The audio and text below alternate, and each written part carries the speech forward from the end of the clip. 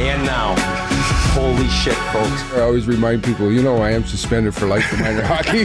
It's my duty to please the booty. Did you catch a rattlesnake and then drive home with it in your car holding it the whole time? Yep. Phil only drinks Coke. He doesn't drink water. I'll fucking quit. Hello, everybody. Welcome to Spittin Chiclets. Hello, everybody. Welcome to episode 419 of Spittin Chiclets, presented by Pink Whitney from our friends at New Amsterdam Vodka here in the Barstool Sports podcast family. What's going on, everyone? The boys are back at their home turfs after yet another road trip. The Leafs are on fire. We had an epic brawl at the Mullet. We'll get to all that later. Got to say hi to the boys first. Mr. Grinelli, producer, what's going on, baby? RA's humming out of the gate. Humming. All right, that was as smooth as silk, buddy. I'm very proud of you. High It was just stepping. nice. He's That high leads stepping. right into, that's how the episode keeps going, with a quick start like that. Thanks, boys. What's up, boys? Pretty wild day here at Barstool Sports headquarters, to be honest. We actually had a conservative prankster and a homeless man storm the office in the name of Tucker Carlson. So that made a very interesting Monday morning for all of us at Barstool HQ. And for those who don't know what I'm talking about, I'll play a quick clip of what happened for reference. We had someone getting booted. We had a homeless guy and a All right. homeless guy and a vlogger. Yeah, love it. Get him, Ebony. Ebony. Ebony. Ebony. Get the cameras on it. Ebony. And Spider. Don't forget my dude Spider. I don't get paid. I don't get paid enough Everyone. to And get involved Cody. in that. Everyone. And Ev. Fucking get him. I'll host Pick Central Do by not get myself. paid This enough is Pick Central. to get myself involved in that. This is Megan Nunes. We're here. Talk some sports. I believe that guy is a TikTok. I've seen him on TikTok. Fucking lunatic, it looks like. Quick shout out to Spider, Marty Mush, Ebony, and most importantly, security guy Dan for tossing these clowns straight out of the office. And even at the end of the video, Ebony and Tico, Texas, they fucked around and found out. That was unbelievable. Dan's the security guard's name who had to touch the guy without the clothes on, who had his ass crack hanging out. That'll pay. He should get to have Erica's office from now on, and probably get the same pay for 1 year's salary for having to How did show they the get door in? to those I also read a comment that that guy's not homeless. He's a TikTok person who pretends to be homeless. Yeah, it's so fake weird. He looked homeless as shit. Every viral video you see of like a homeless guy like causing havoc on the subway in New York City, this guy's featured in it. So I assume what happened was the guy that's the YouTuber that stormed HQ. I'm guessing he just paid this guy to come with him. How did he get in? I don't know. Now I'll say this. There are rumors going around HQ. I don't believe these rumors, but there are rumors that Ben Mincy might have gave him his card, because if you guys don't remember, this is the guy that Dave had beef with a couple months back, only to find out he was like fraternity brothers with Ben Mincy, and Mincy was calling him on the side here. So two things. There's going to be people being like, "Oh, we don't care about the Barstool drama. We came for the hockey stuff." Shut the fuck up. Fucking fast forward it, fucking beat it. We're part of Barstool and we fucking eat this shit up. Secondly, we got to give part of the backstory as to why this even happened. I wouldn't have known unless I would have called Grinelli being like, what the fuck is all this nonsense going on? So I think I should probably hand it over to you to explain it. Have something to do with Francis, who was originally fired by Barstool. They brought him back. He's a funny fucker.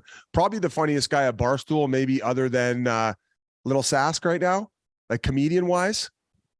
I love Nick Terrini. I think Nick. Nick and KB, they're on a different planet. I wasn't even counting those guys. But what happened? Francis went on Fox News. No, so Francis has been he's been going on Fox News. I wouldn't say quite regularly, but he's been a guest on a few different programs. And I don't know how deep we can go into this, but he was caught saying some things about Fox News, I think, in a negative light. Basically, on a hot mic where people weren't supposed to hear him. Obviously, this brought out all the lunatics that support some of that stuff, and someone stormed the office essentially in the name of Tucker Carlson, who is the Fox News host, coming at Francis and Portnoy as well. This whole story is so bizarre because Dave at one point was like far right, and then now these far right people hate him. And I'm pretty sure Dave's whoa. Did you say Yeah. you said at one point Dave was? Dave was considered by people to be far right. Okay. Oh yeah, considered to be. I was Yeah. like, he's always been. Oh, pretty, no. He's always pretty much in line. Whatever his opinion is on a certain subject, he gives his opinion. I would say he's pretty neutral. Yeah, I think when COVID came, he was like, all these people are like, oh, this is a far right guy. And then like it just topic by topic, like you said, he gives his opinion. And then I believe there was like some abortion video made by him. So then the far right started hating him for being far left, which in honesty, I think Dave said this, when you're hated by both, you're kind of doing the right thing. That's like, I'm crushing this thing. Exactly. They both hate me. Exactly. So the guy who came in, he's screaming like I watched the video. I'd never heard of that guy. But he's like, don't make fun of Tucker Carlson or something. It's like, I think Dave's like friendly with him. So the whole video was nuts. But that fucking Mince guy, I've always had my eyes on that Mince guy. He can't be that dumb. I think there's some sketchy stuff going on in Mincy land where he maybe plays off being that stupid. Because you can't be that stupid. If he gave his card away, is that a fireable offense? Do you think 100%. Wow, you think Dave would can him right on the spot if he gave his card? I think anyone would. If you give somebody your swiping card, and then they come in and they're causing a ruckus with a homeless guy. Now Mincy has vehemently denied it too. He is a fake homeless guy, which is even worse. He's the guy collecting change on one sidewalk and then going across the street to jump in his Ferrari that's been, double parked by a fire extinguisher. Or what do you call those? What do you call them? Not fire extinguishers. Fire hydrant. Those are fire hydrants. Dogs pee on them. So, and for people who are still a little confused, now there's a show, Pick Central, on Barstool every day. I believe it's on YouTube or Barstool Sports, where they go over that night's everyone's favorite pick, NBA, NHL, doesn't matter. And when this guy stormed in, well, all of a sudden it was obvious to these people in the room doing the show that like there was a legit beef, and that security guy Dan was trying to get him out, and Spider's in there. Shout out Spider though, what a great guy, what a warrior that guy is. 5 foot nothing, 100 and nothing, and he'll throw his balls on the line for anyone. So what happened was Marty Mush and Big Ev and Brandon, all these guys get up like, well, they're buddies with Dan, they're gonna help him out. They see he's in a physical altercation. Well, this donkey Mincy, he stands up. He looks out there, and I believe on camera you could see him saying, "Oh, that's my friend." Like he didn't even go out and get in the mix, dude. Oh, wow. So it's like now you're wondering, wow, this guy's been his buddy before. I think he gave him info a few months ago when this whole beef started with Portnoy and this guy. What's his name? Stein? Alex Stein. And then Mincy sees him and doesn't go. You know what Mincy should have done? If he had half a brain, he should have gone out there and just straight up suckered him. Then you can tell whose side you're on, right? Yeah, Mincy's going to be playing for Team Bosco pretty soon. They're going to have to form their own alliance. They'll be working on an island somewhere, fucking selling the next Bitcoin. All right, I can't imagine what your thoughts are on, I mean, not only Fox News, but even CNN to a certain degree. I mean, Fox News is the worst of the bunch of them, but I'm going to roll out the red carpet. I got to argue. I think they're both awful. Yeah. I just think that one's I don't know, one's a little bit more aggressive than the other, I would say. And I think Tucker Carlson should be shot into a cannon up into outer space. Let him go live on Mars. Shot from a cannon. Yeah, whatever. As far as Mincy, I highly doubt he would give the pass. But even without a pass, you don't have to be Harry Houdini. It's all a joke. Mincy didn't actually give him his card. Those are just the rumors around HQ. Oh, okay. To bust his balls. But you don't exactly have to be Harry Houdini to get in that building either, because a lot of people come in and out. And as far as Dave, I mean, Dave has said, for as long as I've known him, I don't know politics. I don't do politics. And he doesn't. And because he goes on Fox or has gone on Fox, because they invite him on it and he's going to promote the website, people assume that he shares their views. And even though Dave never really said he did, and then the Roe v. Wade stuff come out and Dave supports a woman's right to choose, all these people who thought he was a right winger fucking throw him under the bus because like that's not a right wing talking point. So Dave is down the middle. He says it. I don't know politics. He's not very politically astute as far as all of it. But the news part biz, yeah, man. People don't believe me. I don't watch TV news. I don't like corporate news. It's all beholden to corporate interest. But yeah, I think one of them is a little more, like I said, aggressive and maybe not slanting the truth as much as the story as much as you like. Yeah, it's bullshit. There's a lot of spinning going on, and that's all channels. But there's spinning with one way, and then there's just propaganda. And propaganda. I would say I don't have cable anymore. There's a lot of channels on cable now that are straight fucking propaganda, not necessarily Fox. There's a few others where I don't want cable because I don't want to give anybody that money. Like just even if it's 30 cents a month, man, it's harmful stuff that some of these stations are putting out there. And there's a lot of fucking weak-minded people. And I mean, we're seeing the effects of it every fucking day in this country. Yeah. Well, hey, you know what? That's probably enough politics talk. Absolutely. Yeah. Speaking of propaganda, we're hockey propaganda. Should we start out with the Leafs? Oh my God.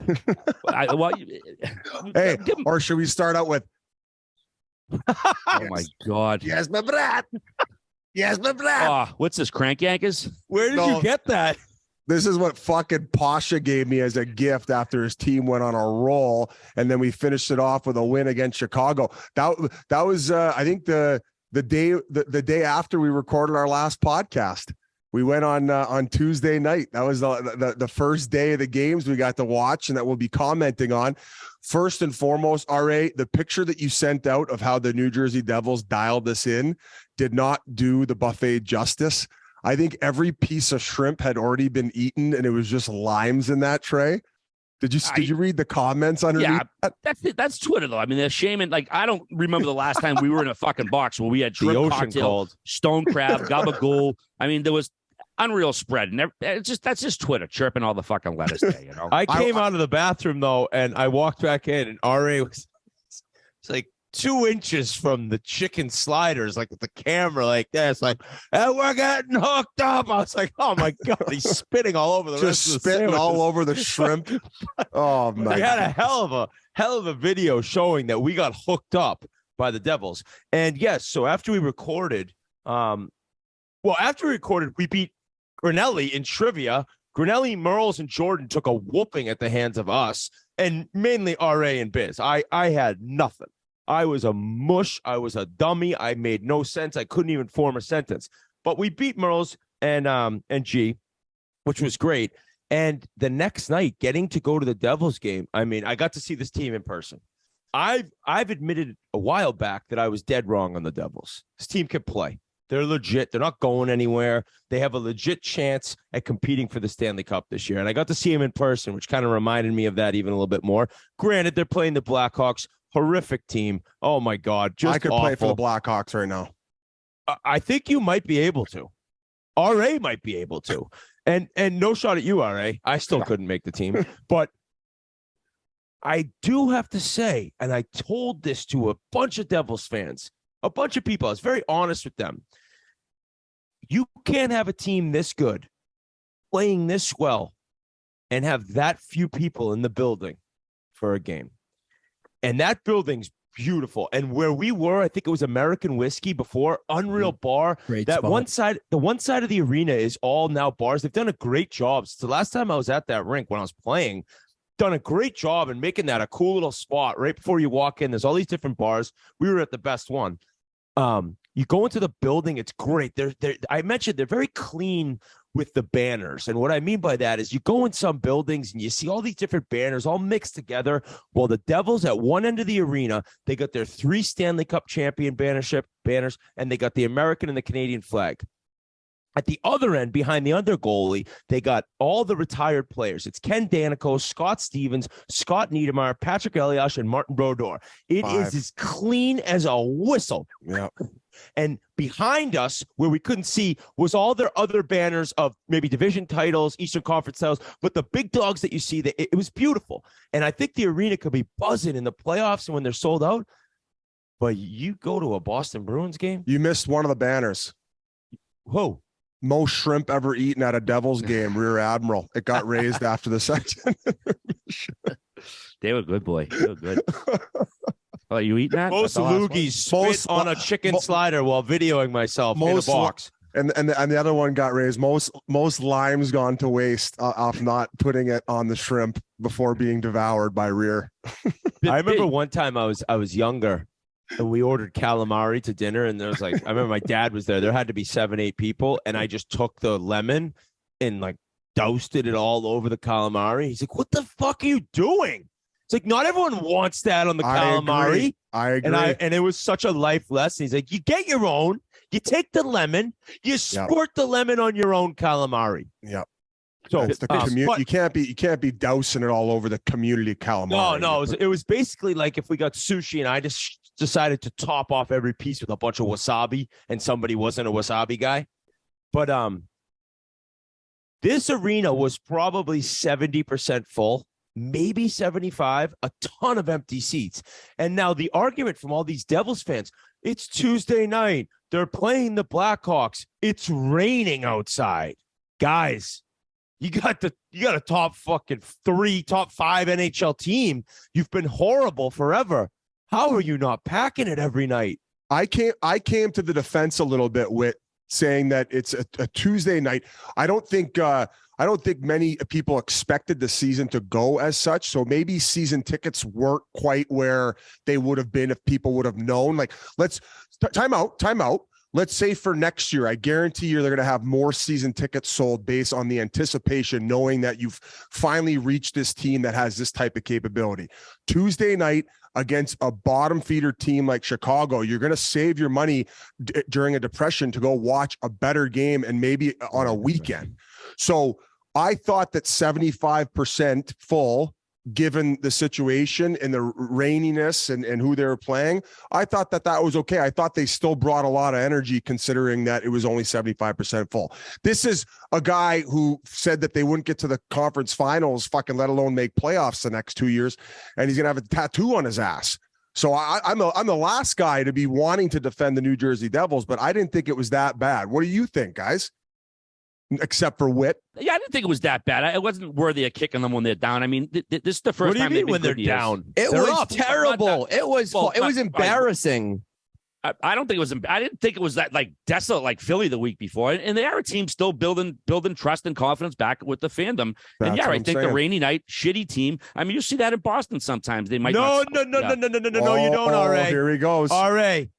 When was the last time a Bruins game wasn't packed to the gills? Well, they've obviously been good for a decade, but when they were at this, I'm saying at this level that New Jersey's at, a lot of times you can go and get a ticket right out front, not sold out. Now, obviously the Bruins have been a contender for a decade, but before they got this hot, absolutely, you could go over, walk up and get a cheap ticket, and the place wasn't sold out. The Devils are getting there, but I mean, you can't expect them to get the crowd of a contender until they're an actual contender. So I didn't think it was what's bad. funny is I had some Devils fans saying, you know what, Whit, you're right. We're this good. We should be packing it in. We really should be. Go anywhere in Canada. Go to Boston. Go to Minnesota. Go to all these barns.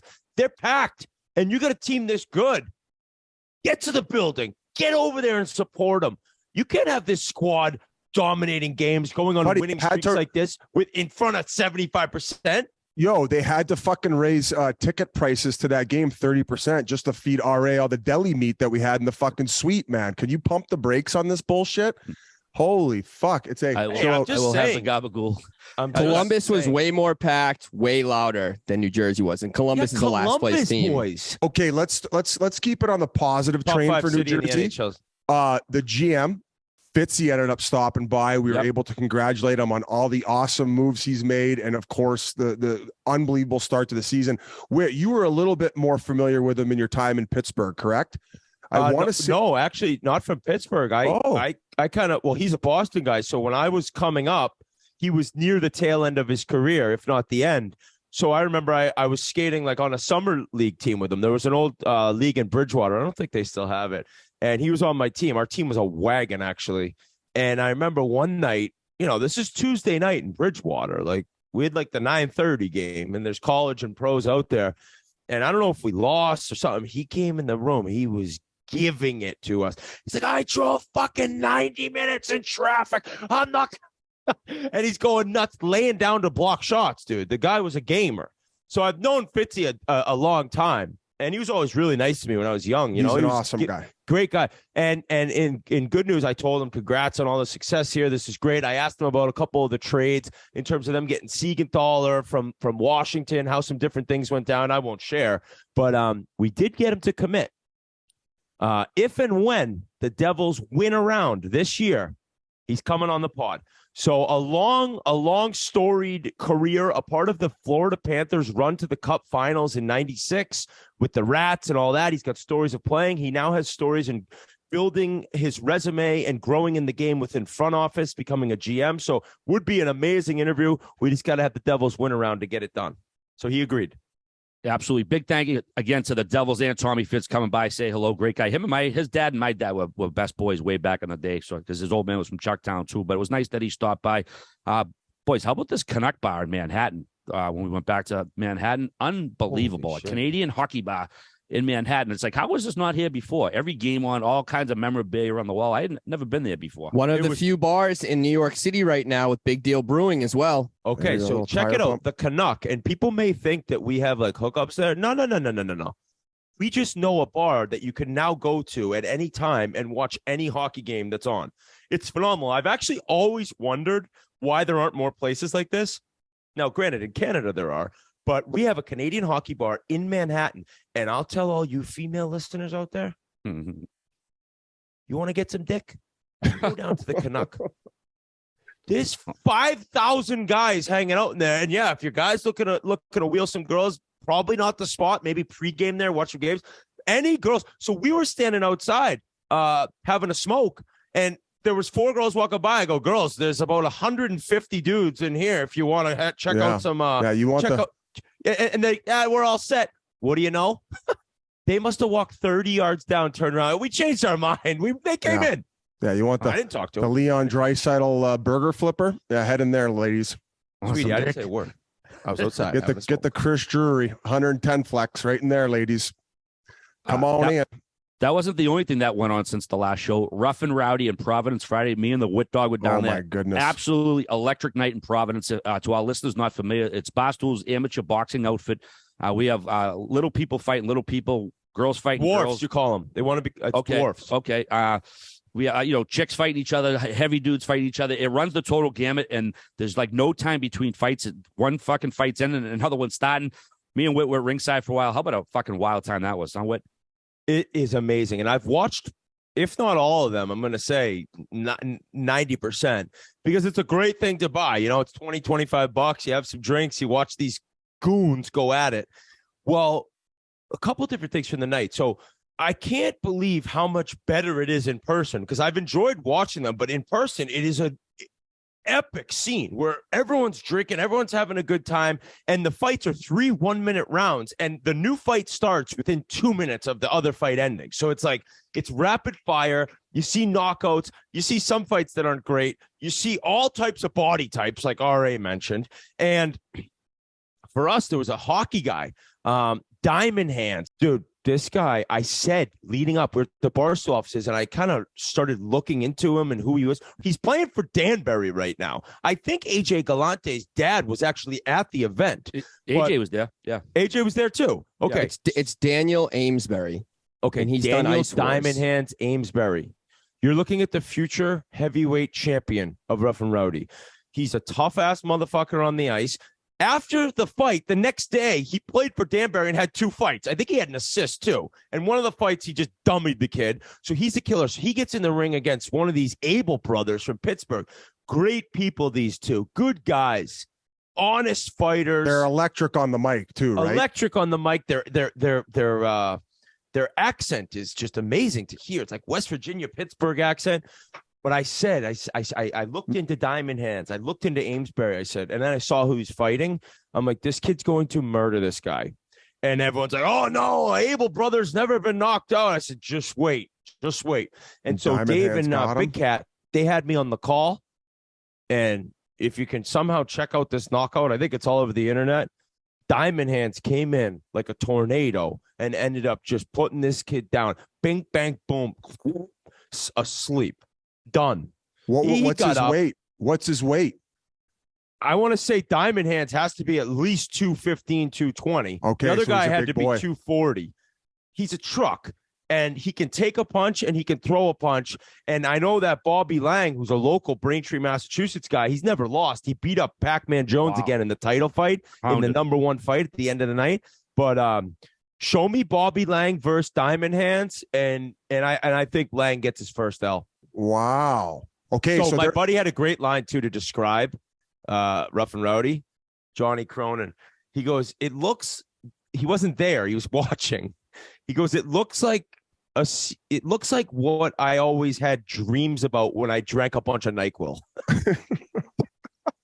Like the whole scene, it's like a circus scene with like dwarves and fat people and like music. It's just like it's just a carnival cruise. Yeah, just a carnival cruise line. Also, shout out to our coworker Grace O'Malley. She won her very first fight ever. She won. Unanimous decision. Yes. Yeah, I sat at ringside with her mother and her cousin. Awesome time. They were thrilled. So I'm going. And way cheaper than UFC and less rigged. Yeah, no, nothing rigged about it. People thought, is it? I'm like, no, this isn't WWF. This is legit. No, it was more of a shot at UFC. Well, speaking of Rough and Rowdy Biz, you got called out on TV the other night. I'm gonna whoop him up and down that ring, Revo said, and he didn't look like he was kidding. Biz, this might happen after he retires, huh? He has surpassed Patty Maroon as the number one NHL clout chaser. I don't know how many interviews or how many national broadcasts he's going to be trying to call me out. The stage is set. All right, buddy. When you're done plugging it up on the fourth line, being a suitcase, we can get this done. And maybe the winner of us can go on to take on Diamond Hands. How about that? Okay. If he's still around, if he's not picking out because of Jack 3D overdoses. This is hilarious with the puppet. I can't. Your name came up about Biz possibly fighting in a future Rough and Rowdy when I was there backstage. I said he's down. I think Revo's pretty down with it too. I don't know that how could many be a people, big tilt. Some people probably have no idea what's going on because they didn't get it unless they're watching on YouTube. But I've had this puppet that Pasha got me on my hand for about 15, 20 minutes since the start of the show. Ventriloquist. I don't know how you do it. My arms fell asleep here, and I'm going to put this thing down. But what were you saying there, Whit? No, just your name came up. Like, you think Biz would do this? You think he wants to do this? I said, pay him enough money, he'll do anything. I don't know if you've ever met him. Who would he fight? I said, Ryan Reeves and him have this beef. I think that could end up going down. And all of a sudden, everyone's like, they would fight in this thing. So at one point, we're going to have an absolute brawl in there with Biz Nasty, hopefully collecting a nice little payday. I want Revo taking multiple steroid tests. Okay, so he's got to at least once a month getting piss tests. I mean, you guys have seen his body when he posts all these shirtless pictures online. I'd say he's got as much chances of being clean as Liver King did. So let's just put it that. How about you clip that for Revo and send the clout chaser my comments back to him? You like that one, G? You're having a lot of chuckles today on today's pod. You're bringing the heat. You're bringing the heat, Biz. I took my funny pills this morning. All right, we kind of jumped the gun here. We didn't even get to introduce Whit or myself. I didn't really get up to much this weekend. I was pretty much curled in a ball. That was a tough 8-day roadie, but a great way to cap it off. And I know you've already said it. Thank you to not only New Jersey, but Philadelphia, Columbus, Detroit. You guys treated us incredible. The people of every city who showed up to the bars where we threw the events at. It was a great little trek. I was sucking my thumb for a few days, but it was worth it, and excited to hit back TNT.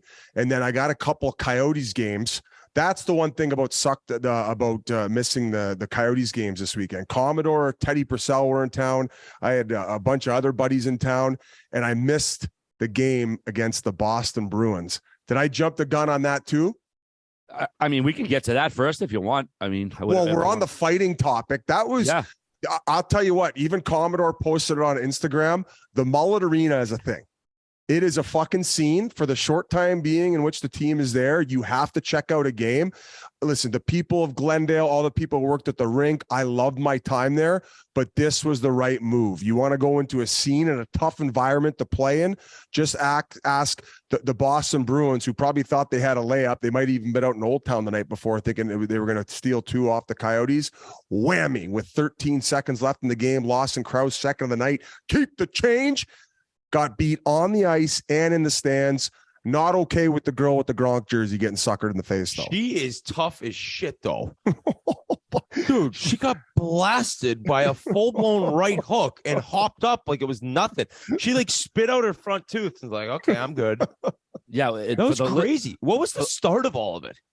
Alcohol, I would assume, and yeah, one no donkey. shit, dude. Yeah, some dirtbag from Dorchester running his mouth about the Stanley Cup odds, and fucking Coyotes fans said, you know what? All right, we're gonna handle our own business here. If I were to lay odds, I'd see a Boston person probably minus 180 to start the fight. But if you didn't see it, they were down in one of the corners, and it was probably 15 people going at it. And what's hilarious is the game is going on right beside it at the same time. The cheerleaders are still cheering. You get the one cop. I know people are criticizing him because he stood there, but what's he going to do when there's 12 people fighting? He calls it back up. I don't think he wants to put himself in a bad position, but that other cop come in, did the Superman dive right into the fucking pile. It was just 19 different things going on. Our buddy Dante, he did an awesome blog about it. He broke down who did what. And yeah, Lady Gronk, man, she ate that, got right back up. And apparently somebody lost a fingertip too, Paul, in this whole thing. Hey, imagine telling your mom, yeah, I'm going out to Scottsdale. The Bruins have a game. We're going to the game. We're going out. We're playing golf. It's like, how's the trip? It was great. Besides, I got the tip of my finger bit off in a brawl in the third period. But other than that, what is going on with these people? How was the game? Lost a quart of blood and I'm in the ER. Pardon? Yeah, I suckered a girl, but I didn't know it was a girl. Actually, it reminded me of a funny story. I would never say the name.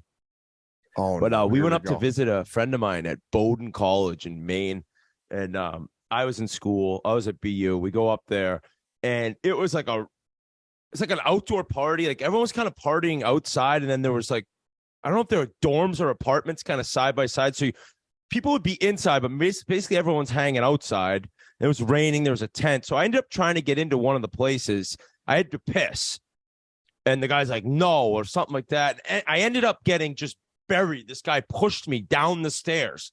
So I fell down the stairs, and immediately there's just a melee. And so punches are being thrown. There's fights. It looked exactly like this brawl did. And my buddy had a Nomar Garcia Para jersey on, and there's people everywhere, and all of a sudden this kid in this hood is standing in the middle of the fight. So my buddy just whoosh, and the person in the hood goes down and gets up, and the hood comes off. It's a girl, dude. The whole place is Nomar hit a girl, Nomar hit a girl. Absolute punch. But he didn't know it was a girl. This is just a melee happening, which I don't even know if that guy knew Gronk at this fight was a girl. I would hope not. Yeah.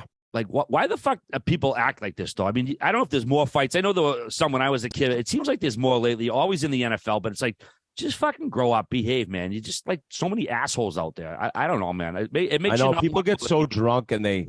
Yeah, that's obvious. That's the key part of it. When I had season tickets, man, I made sure I had the last row of the balcony, Obi-Wan style. So you want that height advantage. Not that I got in fights. Me and my boys got in fights, but God forbid we did. We would have that built-in advantage at being in the last row. But people clean the fuck up and grow up. Please. That cop though that came over the top definitely overcommitted. He was the cop in super bad. Just kind of didn't know really what was going on. Probably just crushing a beer up top, just enjoying himself, being like, "Oh shit, we got to scrap!" Just coming down, barreling down, Superman dive over everybody. But yeah, very entertaining game. And then they ended up beating Philadelphia. Clayton Keller with the hat trick. Got the last one in overtime. So a great weekend at Mullet Arena. I will say we're probably not going to bring them up again for the rest of the year, maybe. But shout out the Coyotes and the effort they've had this year, because you look at some teams and everyone knew the Coyotes aren't going to be competing for a playoff spot, but no free passes for anyone playing against them. Like you mentioned, the atmosphere is great. They've beaten some pretty good teams and they have no quit in them. So it's actually a great thing to see a team that was kind of a laughingstock as the year began turn into a team that really people don't want to play against. They're not an easy 2 points at all. And we saw that against the Bruins. Yeah, we're not shooting blanks for Bedard. Ever since Whit said that he's not going to report, they're like, fuck, change up the game plan. Hey, like I say, man, the front offices tag players don't. A lot of players showing a lot of heart. You love to see it. All right, gang, before we go any further, I want to talk to you about our presenting sponsor, Pink Whitney. Pink Whitney is the 5 times distilled pink lemonade flavored vodka from our friends at New Amsterdam Vodka.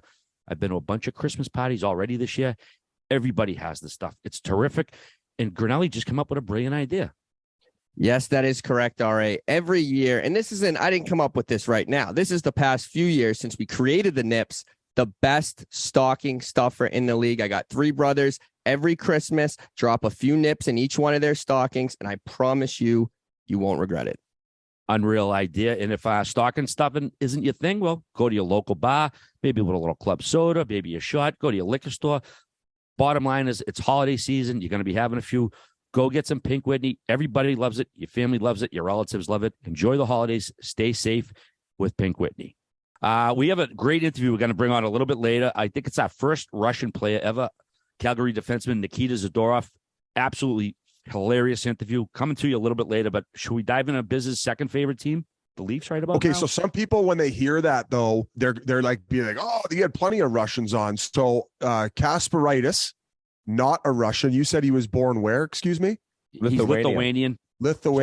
Okay. I think a lot of people would have been surprised about that. Did you go back and look, Grinelli? Because even after that, I was like, come on, we had to have had one Russian on. Yeah, I was even saying to RA before this, I was like, I'm shocked that we've never had Russians. But then RA starts explaining the USSR to me and all this stuff and how guys that we think might have lived in Russia were actually living in like Lithuania, like you guys just said. So yeah. But did Kasparaitis play for Russia in international play? Yes. Yes, because they were still under the USSR, which Lithuania was technically part of Russia back then. But he's, by ethnicity, he's Lithuanian. So he's not actually Russian, even though his country was part of the USSR back in the day. So and RA did not ask about what it was like behind the Iron Curtain. Hey, every time the word Russian said on the podcast, I just envision Andre Waugh going, like, yeah, Nikita in the locker room to get that guy laughing, and then Tort's coming in and losing his mind.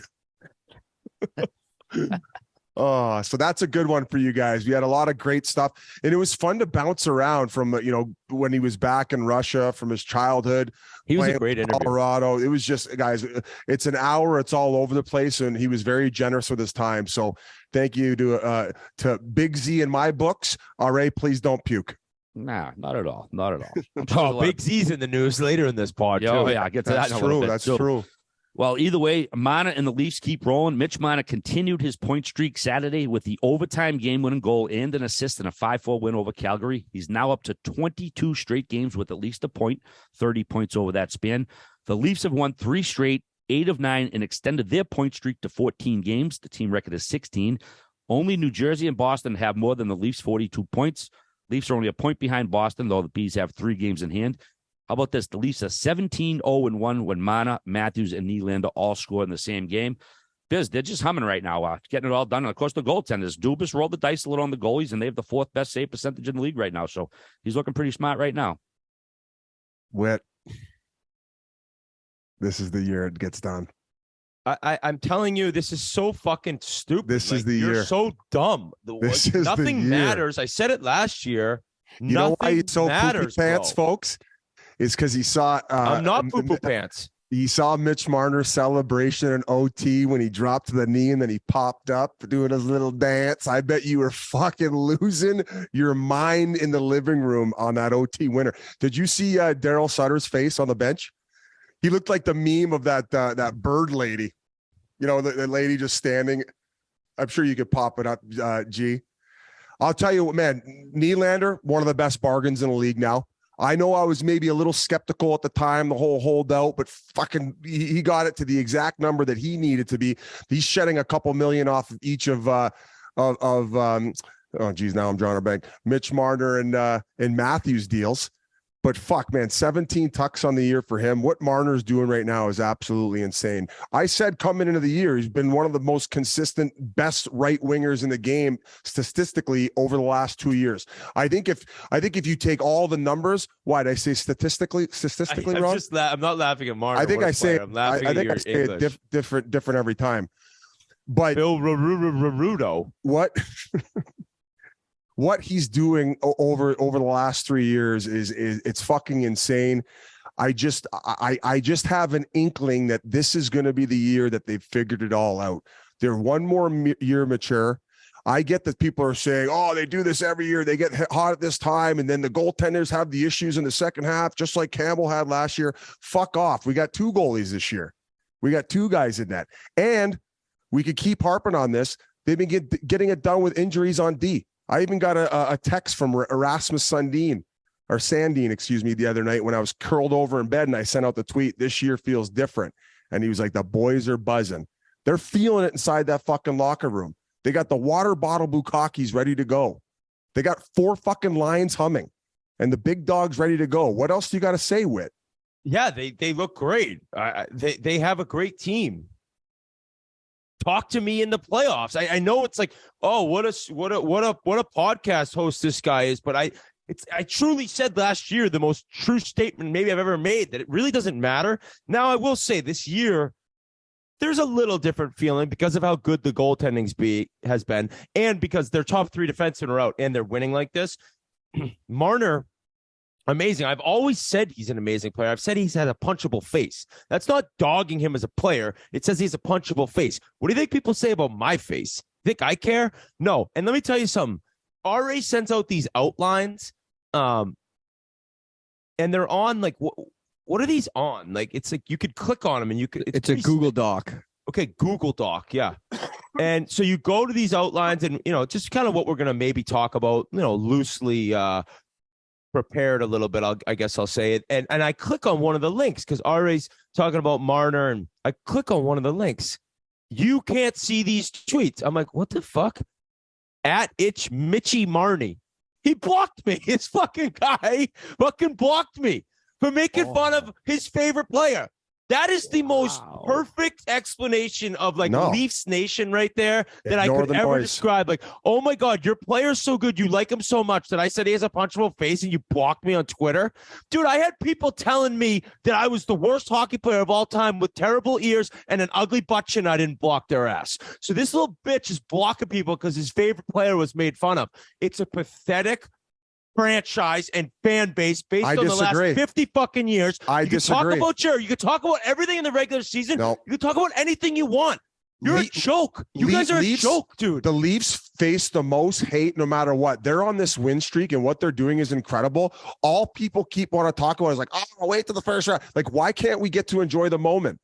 Because you've enjoyed the moments in the regular season forever. Mitch Marner's been one of the best right wingers in the game the last few years, and you're saying he's got a punchable face? How about you embrace what he's doing for the league and the creativity and the offense he's bringing, but you're just going to try to bring him down? I would have blocked your ass too. Actually, I'm going to fucking block you right now.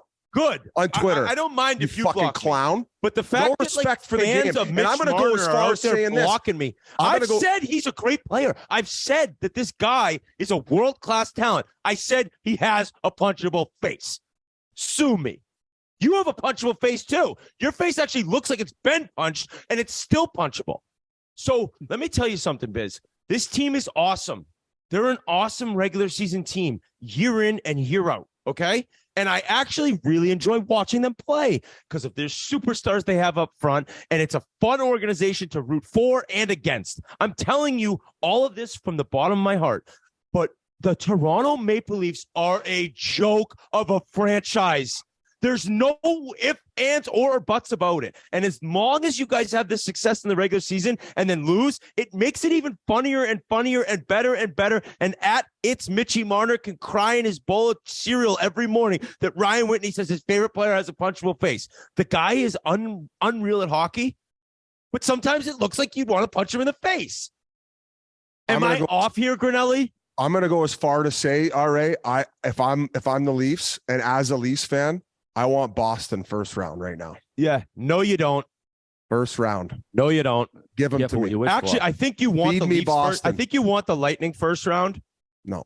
Because that's like a story of redemption, like a rematch of last year. But it's the first round and it's the Leafs. So as long as you guys continue to talk up your regular seasons, I don't really care.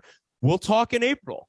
Exactly like I said last year. With the way that Big Z handled himself on the Edelman podcast, I think that all of Canada will be rooting for the Leafs against the Boston first round.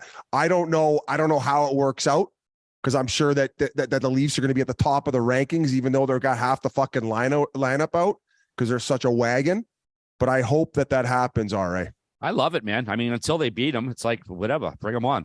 I want to go back to one thing you said a week or two ago about Mana's water bukkake celebration. A lot of people thought you might have been over the line, but one of our followers from Brown Guy 20, he said, fun fact, I learned playing Cards Against Humanity with a Japanese coworker. Bukkake comes from the Japanese word bukakeru, which literally means to dash water. So Biz describing the Monticelli that way is the most correct way. So I want to give you full props. Honestly, like you saying his handle was Brown Guy and then him starting it off with I was playing cards with a Japanese person makes that sound like the biggest joke, like fucking with you tweet. But I believe you. Yeah, it's up there still. Yeah, I'm a genius. That wasn't all that went on in Toronto. Rolling. That went on in Toronto that night. Daryl Sutter, not a fan of the officiating once again, insinuating that there might have been a little home cooking going on. Gee, why don't we roll it? Well, that's one thing I learned a long time ago, Eric. When you're in Chicago all those years, when you play and you come into Toronto, you know what goes on. I won't say nothing more. But this is 2 games in a row. You guys had a lot of penalties. So then write about it. I mean, do you think they were all penalties tonight? I don't. So. All right, the Flames had 2 power plays, went 1 for 2, while the Leafs had 6, went 3 for 6. Of course, one of them was in overtime. I didn't get to see much of this game. I was at a Christmas party. Did the ref look that slanted, or was Daryl just kind of playing head games here, Biz? So from personal experience, Whit, like maybe you've dealt with something, but there's an insane stat right now. The amount of times that the Coyotes have gone in there over the last 20 games, it might even be a little bit longer. You can look up this stat, G, while we're talking. When I played for the Coyotes, we didn't lose a game at Maple Leaf Gardens, and I don't remember them getting more penalties than us at all. So I never felt that lopsidedness. Maybe it was because we were so dominant during our Coyotes era when we were going to the playoffs and going to the conference finals. I actually got a game winner in Toronto when my father was there watching my first NHL game. Not a big deal. So my experience as the away team in Toronto has been marvelous. I think maybe Daryl, although I am a Flames guy too, they're my third team. He was just a little poopy pants, probably saw Marner celebration right to the post-game presser, and then that's what you get, Birdman. I actually have to get ahead of this because I brought up to Zadorov, like, did you guys get some home cooking? It's in the interview coming up. And I guess looking into it, the Leafs in the past few years are like 28th in terms of like getting calls for. So the stats go completely against people who believe in the bias. But I do remember being young and being in there in Pittsburgh and older guys being like, every time you're in Toronto, they get the calls. Like that was 100% something said in the locker room that it was just one of those things. You go into TO, they're going to get a couple calls for. Now, I guess with stats being so easily available, now it's been proven that isn't the case. So maybe it's just like a lifelong wives' tale in around the NHL that in Toronto, the Leafs seem to get all the calls, but I've been proved wrong. But I think Myrtle tweeted out this stat in terms of like, it's actually not true. But I still always did think that, you know, they were looking to maybe help out the Leafs a little bit, but I have no way of proving that. And I actually look like a fool for even trying to suggest it. Sometimes you got to take an L. Not to double barrel the Leafs too hard here, but as far as guys who get mauled out there on the ice and don't get the calls as often as they should because they stay on their feet and they power through it and they're just horses, Austin Matthews. He probably gets he takes more abuse out there probably than Connor McDavid and then doesn't get the calls. Okay. People might think you're sounding like an idiot. No, you sound like a fucking idiot bot. No. You just told me they were 28th. You just told me the stat. I know, but you're trying to say like McDavid is known as the guy who like gets completely mauled every single game. Like that is a fact. I feel like he does get the calls though. That same list, the same list that you looked at that the Leafs were 28th. What are the Edmonton Oilers? I don't know. But I actually think that stat is for all games, whereas like I would like to see the stat for the home games because that was always the discussion in the room. Like you're in TO, they're going to get a couple calls, not like TO's in town, they're going to get some calls. So in fairness, I don't know if at home it would be the same. RA, do you find as a Bruins fan that at home the Bruins get more of the calls? No, I mean, we always said Saturday night in Montreal is pretty much a guarantee the Habs are going to get the first power play. It was almost automatic. Like, I don't know what the stats are on it, but growing up, it always seemed like the Habs got the first power play in Montreal all the time. That's got to be a new prop for you.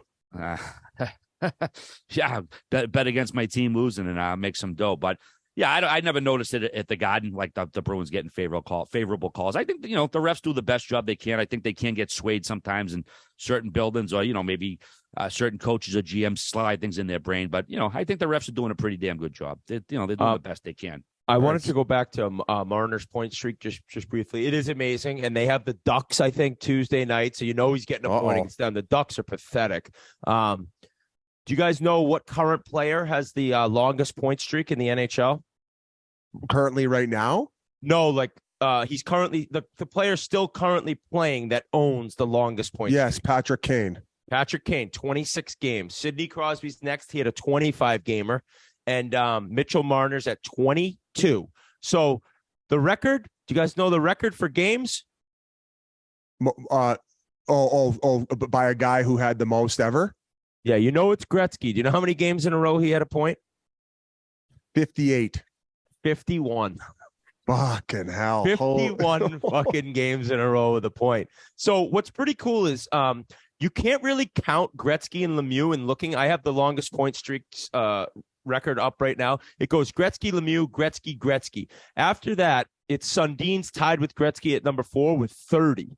So if Marner could get 30, then you're looking at because you can't really include the Gretzky 51 and the Lemieux 46. You know what I mean? That's otherworldly in a sense. Yes. So the fact that he has this thing going, it's a great storyline. And as much as I call it the Leafs, I give them a lot of compliments too. People are going to say what? It's all relative to when they played, but I get what you're saying. That's, in my opinion. So right now, Connor McDavid is on pace to score, I believe, 72 or 73 goals. If he gets 73 goals, in my opinion, with the talent level of the goalies and the structure of how teams play and the talent pool level, that to me is equivalent to Gretzky scoring 92 goals. That extra 20 goal cushion based on how much better everybody is. People also argue then the technology and how much easier it is to shoot and the velocity you can get with the way that these sticks work.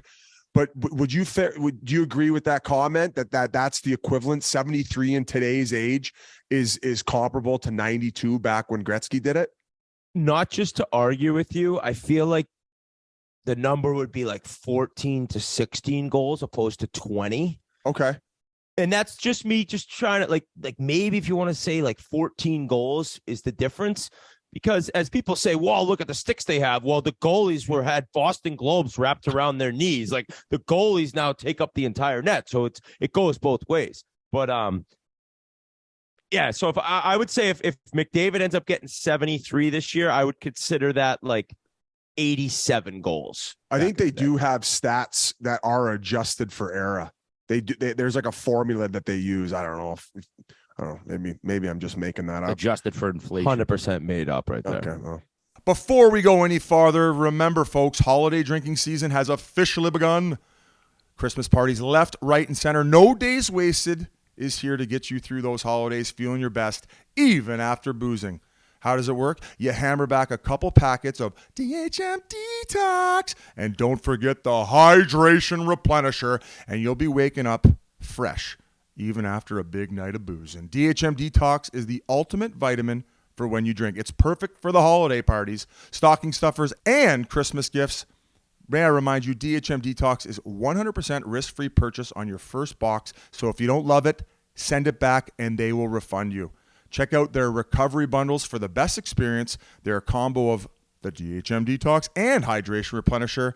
They are the only recovery products worth using because they work so damn well together. That's right, folks. DHM Detox, no days wasted. Check them out, and we're going to hammer you with a Biz30 promo code for 30% off at nodayswasted.co. Not .com, nodayswasted.co for no days wasted after drinking. All right, well, boys, how about this? Just 12 days after his second stroke, Chris Letang was back in the lineup after missing 5 games, played 22-14 in the Pens' 3-1 win over Buffalo. the Pens' 5th straight win. They're 13-2-2 in their last 17. And 35-year-old Sidney Crosby still producing at an insane level. He's got 17 goals, 21 assists for 38 points in 28 games. He's on pace for 47 goals and 110 points. Career high is 120 back in 07. He last cracked 100 back in 2019. He also has 92 game-winning goals, regular season and playoffs. He's now tied with Jagr for first in franchise history. Our good friend Chief at Barstool Chicago wrote a blog, and he's saying he now thinks that Sidney Crosby is a top 5 player of all time. What do you concur with Chief? Now, people will say, like, oh, what do you think Whit's going to say? I'm actually putting my career and life and, like, money I have aside, and I understand people may not believe me. I don't know how you don't consider him a top 5 player of all time. Okay, so you go through the list. You have Orr, Gretzky, Lemieux, in no particular order, everyone's top 3, right? In everyone's top 3 at minimum. And then everyone else says Gordie Howe. I'm not going to be the guy that's taking Gordie Howe out. I think there was a discussion about this somewhat recently. Was it us? I don't even know. No, we had it at TNT. I said that there's no way I'm taking off. Yes. And Anticar was calling you guys out. It's like, I'm not. Yeah, it was you. I'm not taking Gordie Howe out. Yeah, the 4th line I'm plug taking off Sid Mr. Hockey. right there. And part of it is what Chief said, and I've said it before. It's very true. It's like the expectations going in is what makes it so incredible. It's like to be told that you're the next one, you're the chosen one. It's actually very similar to that loser LeBron James who can't stop lying. It's like he did it after everyone said he was going to do it at 14, 15 years old. Like for Sid, it's the exact same thing. And there's a bunch of people that argue Ovechkin over Sid. For me, no way. Similar amount of points in about 180 less games, whatever it is, like no chance. Sid has more cups. Sid makes players around him better. Ovi's one of the best 10 players of all time, maybe the best goal scorer of all time, but give me Crosby every day. And I look around and it's an amazing argument to have because everyone can give all these different names, but Sid living up to the expectations that were put in front of him, to me, makes him a top 5 NHL player of all time. And the length he's done it and the longevity and battling through seasons in which nobody was sure if he was going to play again. He had these injuries. He had the neck injury, the concussion. It's like he just continued to grind and change his game and get better and better. And now to produce at this level, it's like, holy shit, when people thought it was kind of the back 9, he's producing maybe his 2nd best season he's ever had. So how is he not an MVP discussion? I have no idea. I guess he is. I'm just making up that he's not, because this guy is a world-class talent and one of the greatest to ever do it. So if you were to pick top 5 and not have a minute right now, RA, who would be that 5th guy? Would Steve Yzerman maybe take that spot? Who's another guy who would be put there? Because that's what. So I would say yes, just for maybe recency biased and all the things that you said, Whit, along with the way that he carries himself away from the rink and what he's done for the game. So not even the accolades and things that matter on the ice, but it's also how you carry yourself off. So he's just top tier in both categories. I think that if he gets another Stanley Cup in the next couple of years and continues to perform at the same level, it's undeniable. Easily top 5. Right now, I probably would put his career neck and neck with Stevie Y. I think that the names, all right, you go ahead quickly. I apologize. I think the names, if you're not going to have Sid and you're going to keep Howe in for that 5th spot, I think it goes, and this isn't in an order, but my 4 names are Yzerman, Sakic, Ovechkin, Jagr.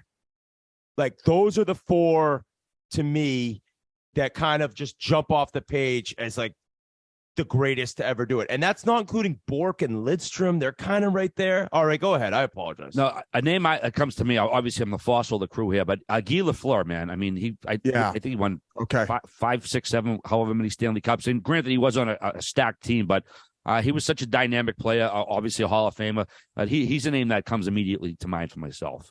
Okay. Amazing Daryl Sutter quote. Did you guys see what he said? Talking about his first game ever. I think it was at the Forum playing against the Canadians. He goes, I did a great job shutting down Guy Lafleur. He only had a hat trick. I think they lost 8-7, he said.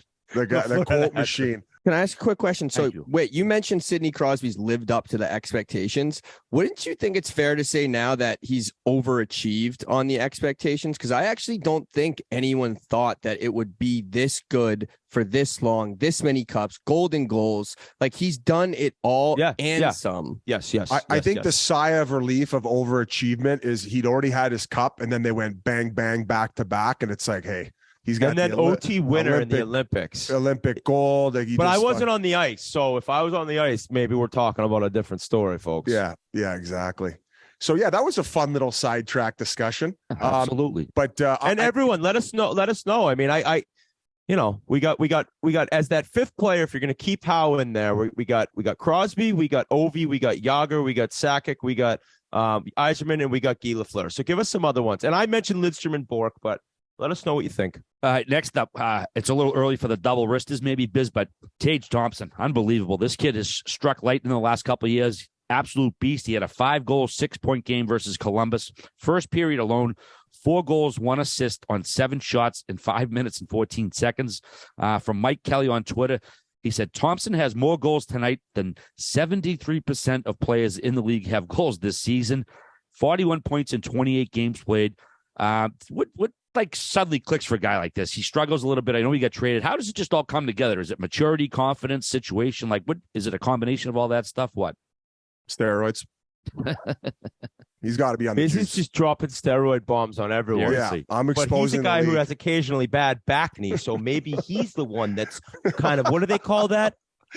GA. Hey. I mean, all right. What do you call it when you're trying to deflecting? Maybe Biz is deflecting a little bit with all this steroid talk. Or Tage Thompson catching an absolute projecting. No. Projecting, deflecting, projecting. I don't know. And you know what, RA, though, at a certain point, like obviously he had the year he had last year. But getting that confidence from the organization and getting that contract and getting that behind him, now he could just worry about playing hockey. And so I saw a couple tweets too about people saying like, oh yeah, a bad contract. I specifically remember saying, G, and I don't know if you can go back and pull it up, saying of all the 8-year deals at the cap hits that guys were getting, I said I was the least fearful of that one. No, that's what I said. Oh, okay. Well, I guess I'll go fuck myself. Can you go back and look that up, G? And if this donkey's wrong, make sure you chime in the post. No, I 100% said that, and I think you were like, yeah, wait, great point. Oh, okay. But a lot of people thought he should have been given a chance to maybe tie or break the record for most goals in the game. Joe Malone had 7 for the Quebec Bulldogs back in 1920. In the third period, he'd only played 5 shifts, totaling 355. So should he have gotten a little more ice time, maybe make a bid for this record, or why sit him? Why not give him a little more? Well, if according to their fans, and I'm sure they have bigger aspirations than him breaking the goal record in one game, is like when you have a game that much out of hand, you're trying to protect your assets in order to continue this push to get back towards the playoffs. Like they had that real difficult stretch. I want to say they lost 7 or 8 in a row. And then it looked like the season was going sideways a little bit. So I don't necessarily get too weird about that type of shit. You usually see fans like tweeting and barking online like, oh, you're suppressing the game by, not having him break the record, where it's like, bro, like he's got 5 tucks, but pump the brakes here.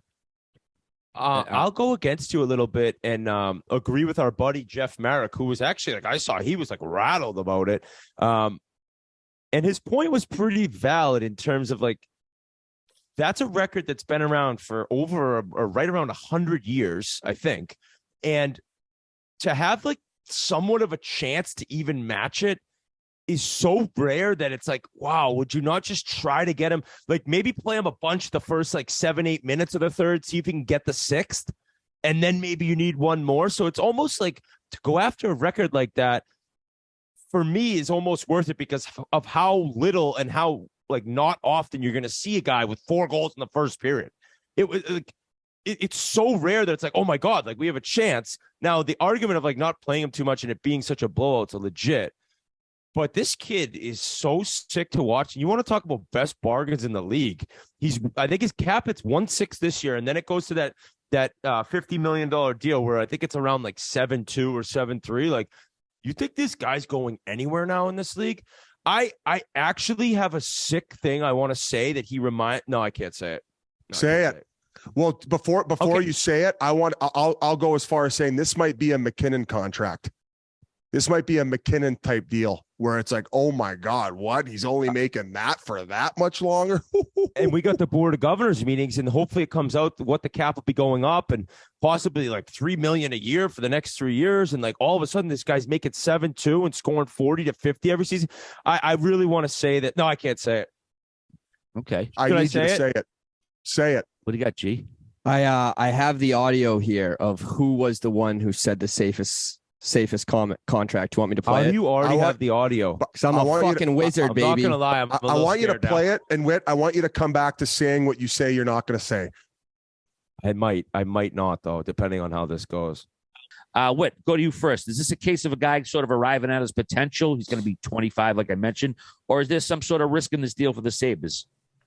There's some sort of risk in all these deals. The four we're going to talk about, though, this is the one, maybe the second I feel most confident in, and part of it's the age. Like the JT Miller one we'll chat about, a little older. This guy, now granted, it was 1 year, and I think the main problem, I think we can move on. Former players. He said the second. I probably said it was I said the the number one. I said maybe the second, but the number one, and then you go, yeah. I think we're both right. Yeah, I agreed with you. So technically, I said it. Okay. I was going to say you it. You just got to talk first. I need you to say it now. I'm going to catch some heat for it, but I'm open and willing. I get some scary, crazy number 66 vibes when Tage Thompson's carrying the puck up ice, guys. Guys, sometimes this dude's hands in tight, being so tall. I'm not comparing him to Mario are you alive? Lemieux. I'm not comparing him to Mario Lemieux. I'm hearing him out. I'm not comparing him to Mario Lemieux. I would never compare anyone to Mario Lemieux. But there are times and moves that this guy has done that I see Mario Lemieux. Does that make sense? Are you guys knowing that I'm not comparing him, but I'm seeing certain moves, shades of maybe Whit? Like you see shades of Mario? Shades already. Right. Shades of Mario Lemieux's reach and ability to embarrass guys and do things because of his height and his reach that I haven't maybe seen done since him. There's going to be a major lotion shortage in the Buffalo. Maybe the whole state of New York after there was those a clip comments. Recently of he's taking a breakout pass along the wall. And we'll get this clip. I don't think we can put out clips. Maybe from Chiclets we can. The Twitter. He throws it backhand toe drag between his legs as the D's pinching down. And and then around the net, all the patience and reaching it out on his backhand, tucking it back forehand. He's unbelievable. To be that big and have hands that good, it's just not fair. And RA, your question about why it's taken long, it's almost like he's truly grown into his body. Yes. And I know that sounds kind of goofy, but 2 years in college, I think his freshman year he had 14 goals and they were all power play goals. He led the country in goals because his shot, he shoots at 105 miles an hour. He's a tall, rangy kid. And now at this age, he's finally put it all together. When he got traded from St. Louis to Buffalo, I had a friend go see him play in the minors. He's like, what the fuck is this guy doing in the minors right now? And granted, Buffalo, they're just taking their time. They're figuring things out. Or maybe he was in the minors. Sorry, he might have been in the minors with St. Louis. Either way, an amazing player that I love watching him because he's doing stuff. He's not just shooting one-timers. He's carrying it up ice and dangling guys. It's just amazing. Yeah, he's probably doing what all these other kids are doing in the summertime, with the skills coaches and shit. And on top of that, I don't know. I'm sure all you Sabers fans know, but who's the Sarah Sivian? She does a list of all the best dressed guys, and I think he hits it every now and then, or he might still be in the top 10 for the league. He's always rocking the cool cowboy hats, coming in with the nice suits on too. So this guy just has it all, for crying out loud. So that's what us losers do who never had a quarter of his ability. We just throw the steroid comments out to downgrade it a little bit. No, I couldn't even dress cool either. Can somebody listening that has a connection to cool clothes fucking hook me up, for Christ's sake? What do you mean? The guy we got coming on for the interview soon has a connection for us. Oh yeah. No, we dog. His guy was somebody else. Hey, we should probably bleep out name because you never know, we can't man. ruin the guy's business. Yeah, That's come a on. good He's point. That's he'll have the mafia coming after us. We're gonna be really in for it. Thompson's teammate Jeff Skinner got a 3-game suspension for a savage cross-check to Jake Gensel's mug. Was that appropriate for a punishment? Biz, did you think? He can afford it. Right to the chops. Oh, it's not about affording it. Was it the punishment commensurate with the? It depends. To the face. It depends. Okay. If the guy said that he's overpaid and he fucking had enough of hearing that on the ice and he decided to give him the business, then I say that it's about fair. Or if he was told basically he needed steroids, you're just allowed to slash anyone that you first see after hearing that. Hey, the good news is the guy can afford it, and he deserves a little time off. He's been playing some good hockey. Yeah, he has. It's 11 years after the Stanley Cup between Boston and Vancouver, but they're still battling, and not just on Twitter. Zdeno Chara was on Julian Edelman's podcast, Games with Names, and he said that the Canucks did a dry run on a cup celly that never came. Gee, hit the audio. We saw players from Vancouver coming on the ice in the garden, and they were actually practicing how they would be lifting the cup and handing off the cup to each other. And we found out about these things, and we were like, bulletin board this. Like, we are not gonna allow this to happen. It just fueled us. That's like acting out having sex with your wife. That's the level of disrespect that is. Needless to say, Kevin Bieksa was not too happy about it. He texted to Jeff Marek that it, quote, never happened, 100% didn't happen, and he addressed it during Hockey Night in Canada. G hit it again for us. I've been looking forward to this for a couple days. One of the dumbest things we've ever heard, clearly, and we all work with Elliot, right? So that's saying a lot. But I don't think I have to spend a whole lot of time discrediting that this didn't happen because logistically it's impossible, right? You think about all the media that's there covering the finals and all the competitiveness of trying to find some story different than the other person. Clearly somebody would have reported about that or had a camera. And even Chara walks it back a little bit with his comments from we saw them in the garden to we heard to we believe we heard. Rumors.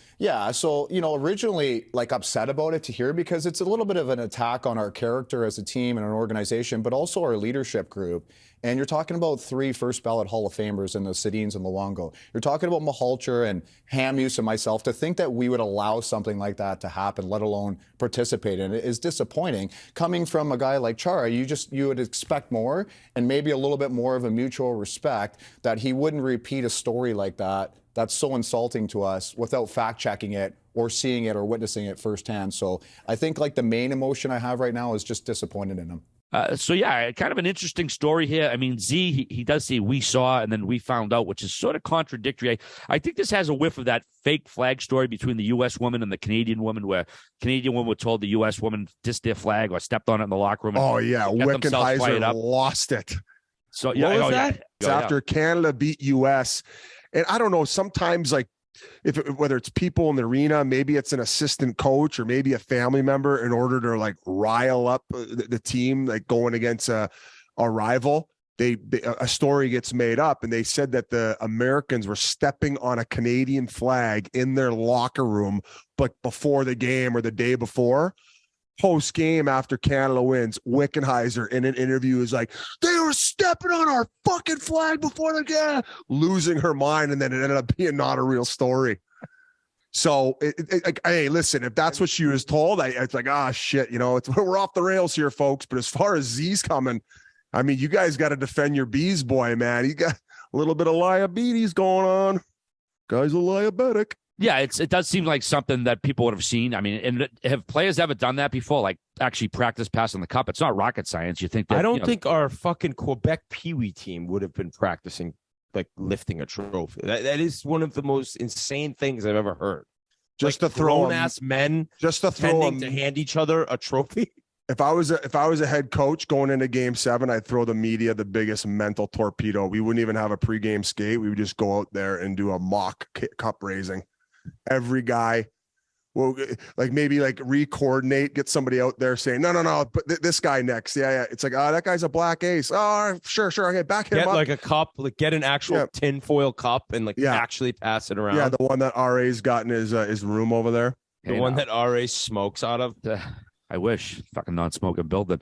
But did you see the picture of Bieksa? He had a little paper cup at the Hockey Night in Canada. I was holding it up like he was practicing. He's a funny bastard. But I think Z might have been given information and never, I don't think he made it up out of whole cloth. It sounds like they might have been fed bullshit, but I don't know. The guy's got some pretty good credibility after 20 years. I don't think he was. No, I know. We're obviously teasing. It was just funny. It was funny. Back. I hear you. Yeah, and we're trying to get him on the podcast here. Can't wait to ask him about it. I'm sure he's going to be dying to do podcasts now.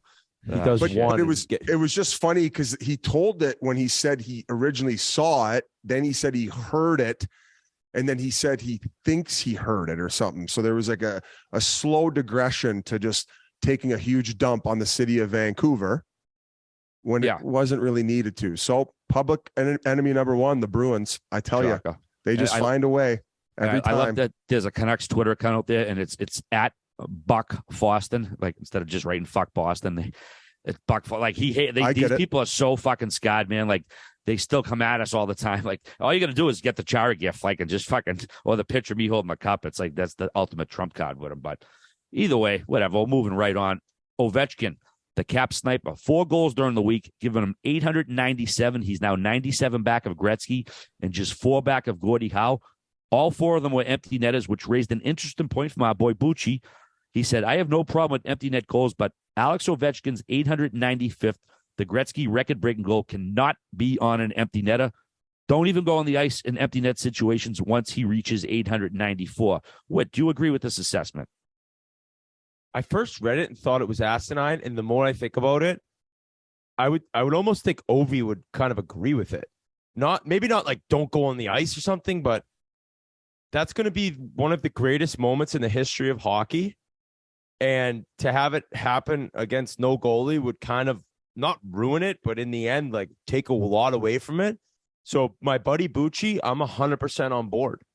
I don't know what you do. Like, yeah, I guess the only play would be to not put him on the ice, but that has to be, I'm not saying it has to be a patented Ovi one-timer from the top of the circle. It could be a dirty one that goes in off his shin pad. Nobody cares, but it has to be the goalie. So the first guy I ever heard mention that Ovi would break this record was John Buccigross. This was like 10 years ago, maybe. And now he's come up with another very good point that it cannot happen that way. But still, he doesn't have as many empty netters as the great one had. I think he's pretty close to catching him, but I'm with him. The record breaker cannot happen on no goalie. Here's where I disagree is, everybody's going to come on the ice and there's going to be an insane ceremony. So why not just have it at the end of the game when the game's out of hand and over anyway? So it doesn't disrupt the actual action. It would actually be a perfect storybook ending. In the end, years later, nobody would care. That's valid. I feel like you want to disrupt the game though, because it's like such a special big moment where like it would almost be better if it happened in the dead middle of a game.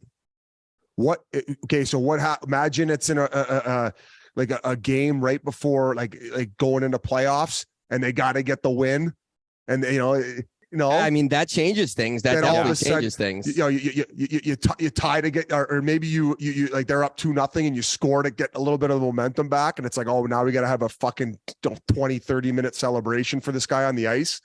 I don't know, man. Yeah, it's interesting. What is he? 96 away. 97 behind Gretzky right now, 4 behind Gordie Howe. And back to the empty netters, with Gretzky has 56, Ovechkin has 53 right now. And by the way, what was Konechny's problem after he got the one versus Philly? I have no idea. Probably just that he's on the Flyers. Because like that was the most normal empty netter, just skate it and slide it in, and he was just. I think he said, "What the fuck was that?" Ovi's like, "What are you talking about?" Like that's what I sensed. Like, what did he do wrong there? And my only thought is, I'm on the Flyers. Yeah, it's a fucking empty net goal. He's like, "Get me out of here." Get me out of here. Wait, I know Biz was curious if you think that's going to be sore. If the Caps window is completely shut, are they still a playoff team? I asked that because we weren't able to get into it last pod, Whit, but you seem very critical. Like, oh, the only focus now moving forward is going to get him his goal record. Like, that's where I almost disagree, because like they needed to solidify goaltending, or at least they thought, and that's why they went and got Kemper, so they could. They could have went and got another playmaker, I guess, with that money if they really cared that much about the goal situation, where I think that they looked at it like we still have a window here to potentially win one. I think everybody thought their window was over after they won the President's Trophy twice, and then they couldn't get out of the second round. and I think I've maybe been a little critical of Washington over the last year and maybe what they can do. I just can't discount guys who have been there and done it before. You got Kemper, who's already won a cup. He's going to be able to battle through. And I don't want to say he's lost the starting job, but what's the other kid's name? Charlie Lindgren. Lindgren. He's been playing some good hockey. So they got 2 decent goalies. They got a solid back end. Once they get healthy up front, I still don't think they're going to get back Backstrom, which to me that's going to be really difficult if they don't get him back to go the distance. But could you see them getting out of the first round in the next couple of years? Personally, no. And I'm not saying that when I said like it's going to be all about Ovi's goal record, I didn't mean with like the front office in terms of like, yeah, they signed a goalie. They're trying to like win a Stanley Cup still. I just look at their team. Now I'll say they've won 4 in a row. They're 7-2-1 in their last 10. So they're starting to play some good hockey. Yeah, they are. But like you're talking about the playoffs. Let me pull it up here. All right. So I'll say this. People may disagree. The Devils, the Hurricanes, the Bruins, the Maple Leafs, and the Lightning are all making the playoffs. Right? Would you guys agree with that? Yeah. Those 5 teams. Yeah. Okay. So you then have 3 spots for Pittsburgh, the Islanders, the Rangers, Washington, Florida, Detroit. So I don't see the Capitals as a team that's like that good where you're like, oh man, they're going to go on a run. They're going to get one of those 3 spots. I don't think their team, like they're like 2 games over 500 now. And yeah, they've battled injuries, but nothing about their team makes me think that, okay, yeah, they could get in the playoffs. I don't pick them. I don't see them winning around. Do you remember how bad they looked in the first round last year? What's that different about the team? I thought they were looking okay until they fucked that one up when they went for the empty net. They would have been up. They would have been up 3-1 on Florida. Yeah. But they went for that empty net and they ended up tying the game, and then the fucking series turned on a dime. So I don't want to say they looked horrible last year. They just, they couldn't close the thing. That's why you got to get the red line, kids. Just my opinion, like that team, if they get in, I don't think they're going to do anything. Yeah. And also we've clipped a couple of them. I want to reiterate, I'm a Darcy Kemper guy. He's had some great performances this year. He's had some mid performances this year. He's going to get back to his old ways. Darcy Kemper fan here.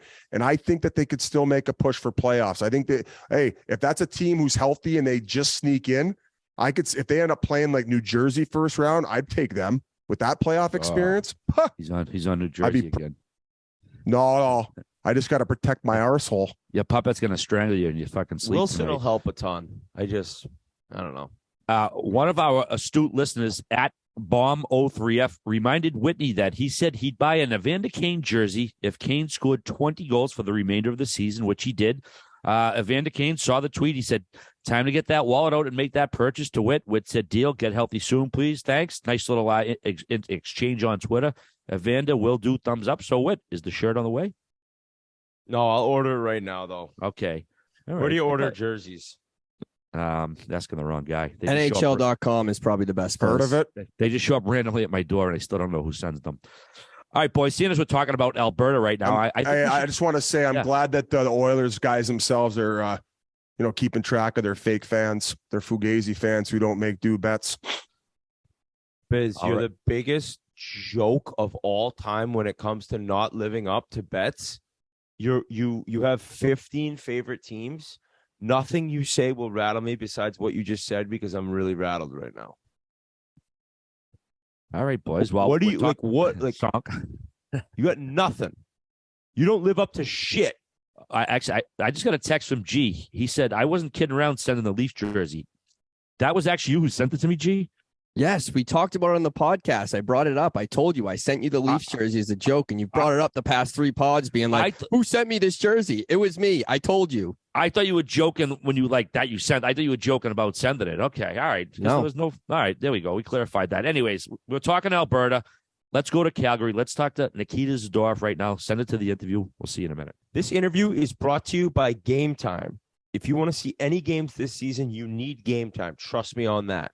Game Time is the ticketing app that makes it easier than ever to score the best deals on tickets to sports, concerts, and shows, and they guarantee the lowest price. If you haven't given Game Time a shot yet, I do not know what you're waiting for. You guys are going to love this app, as we can prove it by going to some special games only because of Game Time. We got tickets to the Steelers game. We got tickets to the Hurricanes game when they played my Oilers. It was all because of Game Time. A ton of Barstool fans are using it, and they've hit us up on social about the great deals they're getting as well. So download the Game Time app, go to the account tab to create a login, and redeem code Chiclets for $20 off your first purchase. Terms apply. That's redeem code Chiclets, CHICLETS, for $20 off your first purchase. Download Game Time. Last minute tickets, lowest price guaranteed. All right, it's time to bring on our guest, a first-round pick by Buffalo in the 2013 NHL draft. This Calgary defenseman is currently in his 10th NHL season and his second with the Flames. He's also said to be one of the biggest fashion plates in the NHL, and I believe he's the first Russian player we've ever had on Spittin Chiclets. So welcome to the Spittin Chiclets podcast, Nikita Zadorov. How's it going, my friend? All good. Thanks for having me, guys. Our pleasure. You just said you're in Montreal right now, huh? Yeah, we got a nice day off today from Daryl, so it's kind of a pleasure too. No, he doesn't give days off, does he? After back-to-back, we had a kind of skied on the schedule, but then he came back to the plane. He said it's optional, so it was nice. Yeah. So Daryl's getting soft, is what you're saying. He's softening up a little bit. Okay, print the shirts, G. I don't say tag that. the headline. Don't put it in there right now.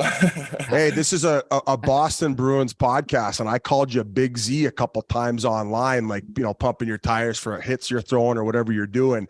Oh my God, they just attack me because of Zdeno Chara. And I'm like, they could be another Big Z, for crying out loud. Well, I mean, I kind of agree with them. There's only one Big Z, a real one. You can call me Z. Okay. All right. Good, you buried Biz. RA just puked in his lap over there. Well, he's a hardcore Bruins jock sniffer. Yeah, I'm probably like 600 points and 2 Norrises away from being called Big Z. So that's true. Yeah. Well, the way Daryl's been talking about you, he said you're their best defenseman right now. Maybe you'll get there someday. Yeah, hopefully. We'll see. Well, coming off a tough night in which you got hosed. Daryl brought it up after. You got Toronto Maple Leaf land run over by the refs, which is 100% a thing. I think he brought it up, but that was an entertaining game last night. Unfortunately, you guys had about 7 calls go against you, huh? Well, that's how it is. You guys been there, right? So it's just one of those games when I feel like there was Saturday night, Hockey Night Canada and everything. So like definitely I feel like there's some pressure, there's some missed calls one way, missed calls other way. So I think, it's just, it happens once in a while. Like, I feel like this league's been doing a good job with all the refereeing. In the past, there's been ups and downs, but they always are. Like, we don't have a VR like in soccer, like to see every replay and all that stuff. It's all the people make mistake as well, the refs as well too. So that's like the perfect answer not to get fined. Now I would imagine the locker room is more like this. Fuck those fucking idiots sandbagging us in Toronto. Now we're not going to get the day off tomorrow because we lost. Daryl's going to be poopy pants and he's going to be ripping us all on video. Did that sound more about what's happening in the locker room? Nah, kind of close, pretty close, I would say. Daryl, I think he was. He saw we played a good game yesterday. It was just, we give up 3 goals, so it was just a tough. They have a good power play, lots of skill up there. So, I just, someday I just wish to play Toronto Maple Leafs against them in the playoffs. So. Wow. Hey, imagine a Calgary-Toronto final, which is not completely Don't worry. unprobable. They can't get out of the first round, so it'll never happen. Okay, let's stop talking about the Leafs. Sorry, Z. Hey, but on a serious note, though, Marner, Matthews, Nylander, they're humming at a crazy rate right now. What's it like playing night in and night out against some of these like new young wave players that are just fucking buzzing around out there? I want to say Marner's on a 22, 23 game point streak. Yeah, I think the first thing bothered me yesterday, like when we start playing them, the thing they're doing down low, the little plays they make in the corner, like helping each other all the time, and all this pop plays to in front of the net, it's really hard to defend for the G, especially like for our system, because Daryl wants us to go super aggressive at the forwards in the corner and then kill the play right away. And then they do doing like their top two lines doing a good job of that, like protecting the puck and making this little play. So I think that was like definitely the hardest team we faced this year, who's doing a good job down low over there. Yeah. We love going back, especially for somebody like you, such an interesting story coming up and your youth hockey days. But I more kind of want to stick to right now. And it seems after being on 3 teams prior, you've really found a home in Calgary. I know last year, as it was mentioned by Biz, the coach was so complimentary. This year, same thing. So what has happened since you got to Calgary to make you feel so at home? And last year I'd say was your best year in the show so far, right? Yeah, I mean, I feel like I just grew up. I kind of like, you know, it takes time to some people to realize like what you got to do with your life, what you got to do with like preparation, how you like approach yourself before the games, how you train in the summer. So I think it takes time. You just like and defensemen, I feel like there's no like specific date or games played, how many he needs to play to become like regular NHL player and be on a consistent level. So I think just for me, like it took some time, and right now I'm kind of like enjoying where I'm at. So, and definitely, like you said, I found Calgary is a great place to be. You know, like we have unbelievable group of guys there. You guys probably know a lot of them, and I mean, playing for Daryl, yeah, it's hard sometimes, but it's actually, I mean, I feel like it's my style, you know. I like it. Like it keeps you, doesn't keep you humble, you know. Like there's some highs, some lows, but it's always like competition every day with him. You have to pre-warn the new guys who come in and like sit them down and explain like, hey, we know you've heard stories, but this guy's in fact a lunatic, so just be aware here before he gets in for the first meeting. Yeah, I feel like some guys are still getting into it. So it's UV, Big Z, Nas, you know, like they definitely knew they came from different organizations, different coaches. And so it was some new experience for them. You probably heard some stories and everything. Like it's not going to bring it up on the TV. Don't want to put anybody under the bus. So. No. Everybody's got their different methods. It would be very difficult though, going from a player's coach to going to Daryl for some guys. Now, when you were in Colorado, did you have Bednar? I had Bednar, yeah, but before that, I had Patrick Roy. Oh boy! Oh Jesus! Yeah. Patty was the. Patty was. It was. Like, you don't need to say anything else. I don't like it was nuts. Like, the most intense coach you ever had, Patty? Oh yeah, by far. Oh, like. Yeah, I just remember the couple things. Like, for young guy, was like he called me. Like, I got sent down to AHL. They told me like for 10 games. Then I ended up playing 50, and which is classic. And then he called me up like midway through, and then before the game, he called me into his office, and he was like, "All right, so here's your chance. If you make a mistake, you're going back down." Oh my God! Yeah. So I was like. I mean, I'm pretty confident guy, so I think that's why he thinks it would work for me. I mean, kind of motivate me more or something. But it was, yeah, like there's some stuff over there like that. I don't think he does it to every guy, but he did it to me. How many pizzas did you throw that game? I don't even remember, honestly. I just remember that moment. I feel like it was in my head like whole fucking game, you know? Absolutely. Just the guy sitting on your shoulder like, oh, here comes a pizza. I actually saw you. I saw you after, full year in Buffalo. You spent most of the year in the minors. That's crazy. They told you just, hey, quick little stint down there, 10 games. And then it was like 4 months. Yeah. I mean, it was Patty's last year, like I don't think he wanted to have some players on the team who he wanted it. They left and everything. And I got traded for Riley. So they kind of gave me a chance right away.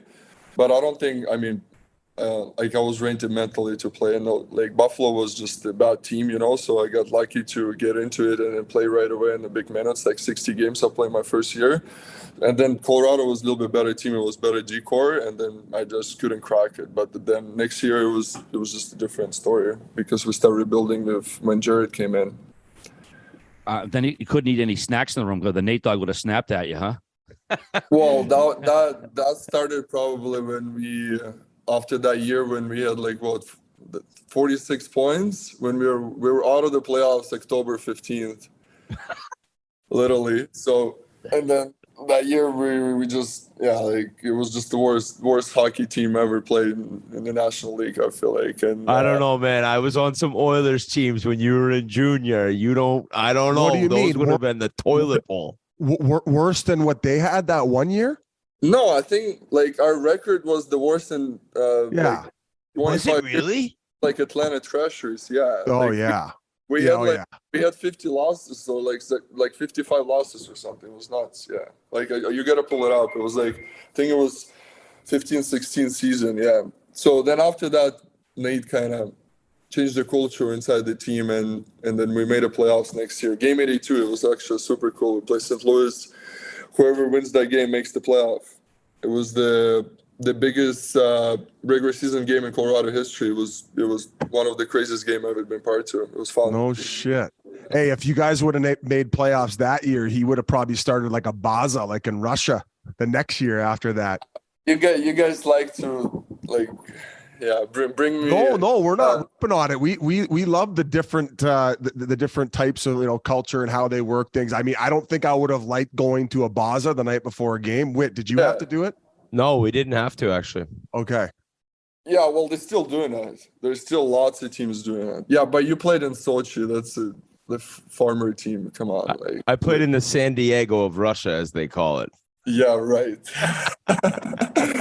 It was one of the nicest cities in the States. Come on, Sochi. You were actually the one that brought the whole taking the snacks away to light, didn't you? Weren't you the one who brought it to the media? Yeah, like I had a same podcast with the kind of Russian guy back home, and then they translated as soon as I got traded to Calgary. The Canadian fans are nuts, so they translated my whole podcast, and then I was telling about Nate over there, and yeah, I mean, well, you had a couple interviews with him, you golf with him, you see how competitive he is. So yeah, he called me a fucking sandbagger. Yeah, but I actually, that's the only episode I watched of you guys. That was funny. I was laughing my ass off, but you were sandbagging. I never, you have a worst swing I ever seen in my life, but you were actually playing good that time. Oh my God. So what? So you're contradicting yourself. You're saying I am a sandbagger. Hey, the front nine on the McKinnon Crosby sandbagger might have been the best nine I've ever played in my life. Whit, talk to me. You were money. But what he said is true. He said you looked horrendous, but you were scoring somehow. Yeah, that's just like my playing career in the NHL. All of it, buddy. You just got to get the job done. Nikita, you just mentioned the trade from Colorado to Calgary. Now, you had gotten your qualifying off. Then 2 days later, they trade you. Were you bummed out because the Avs had just started turning things around? Did you have some indication they might be trading you? He got dealt because he upped him on the snack. No, that was actually on me. I feel like when I got the Colorado asked Joe for trade because it was at that time I just thought I deserved bigger role in the team and everything, and then I went to Chicago and then that didn't work out well. So I mean sometimes. Oh yeah, you want a bigger role? Yeah, sometimes you make a mistake, right? Yeah. Yeah, you thought that 1 year was a bad year, didn't you? We're going to send you over to Chicago. Well, it was not bad. We were in playoffs. Okay, there you go. We beat Detroit 8 times. That was first game of the year. And then after we started playing Tampa in Florida and Carolina, and we just got run over because we had too many young guys. Yeah.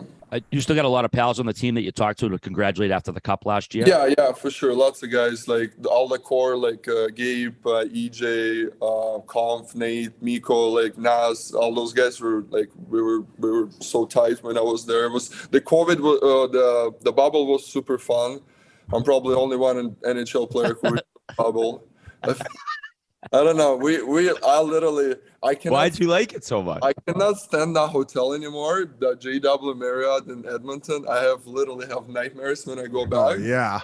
But I actually enjoy it. It's like you said, Baza. We used to do in Russia. We used to go through those camps for 3-4 weeks together before the season. So that was kind of the same for me. World Championship. So you always with the boys. It was pretty fun. I feel like. Little different thread count in the Baza compared to the JW, though, right?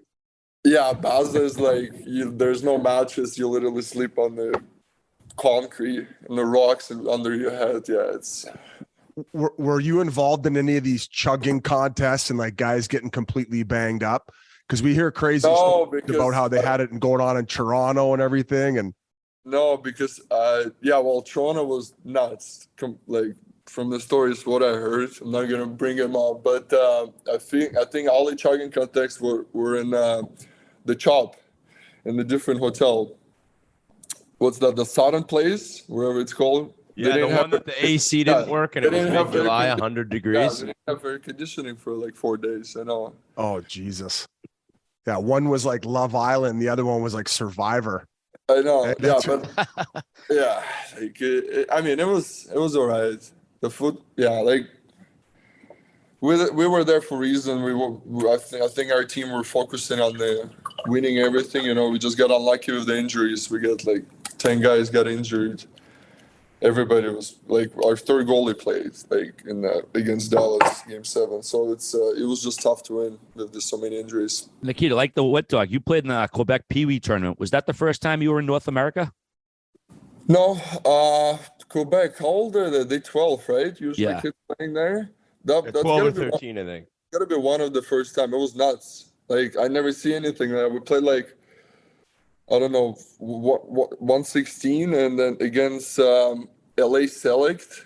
That was like a really good team in my age, and it was sold out. It was 17,000 people, and we 12-year-old kids. It was the biggest experience I ever had.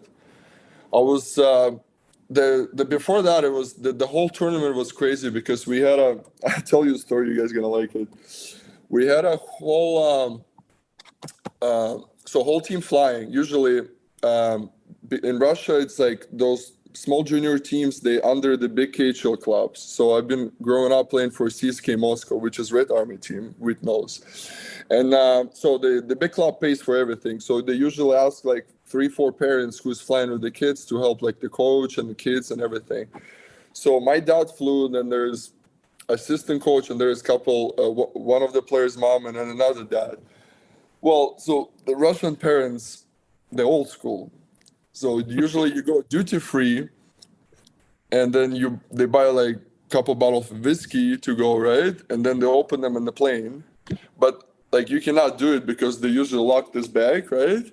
So my dad opened the whiskey. They've been drinking whiskey like whole 10-hour flight from like wherever, London to Montreal. And apparently our bags didn't get loaded in Heathrow in London.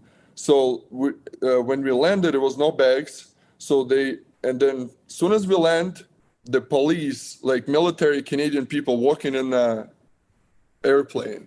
We're like, what's going on here? So they literally putting my dad in the handcuffs. Come on. One of our coach in the handcuffs, and then another mom. So basically, the charges were my dad because he was drinking whiskey. He was supposed to drink. The assistant coach, he was harassing one of the flight attendants. Oh, because he was rubbing her ass or something. That's what they said. And then the mom, because the seat was broken when she tried to like go back, you know, the seat dropped on the guy right behind him. And then he starts screaming or something. So like they literally put him in the jail in the airport. And then my dad was there for like 2 days. He was there for that long? Yeah, Holy shit.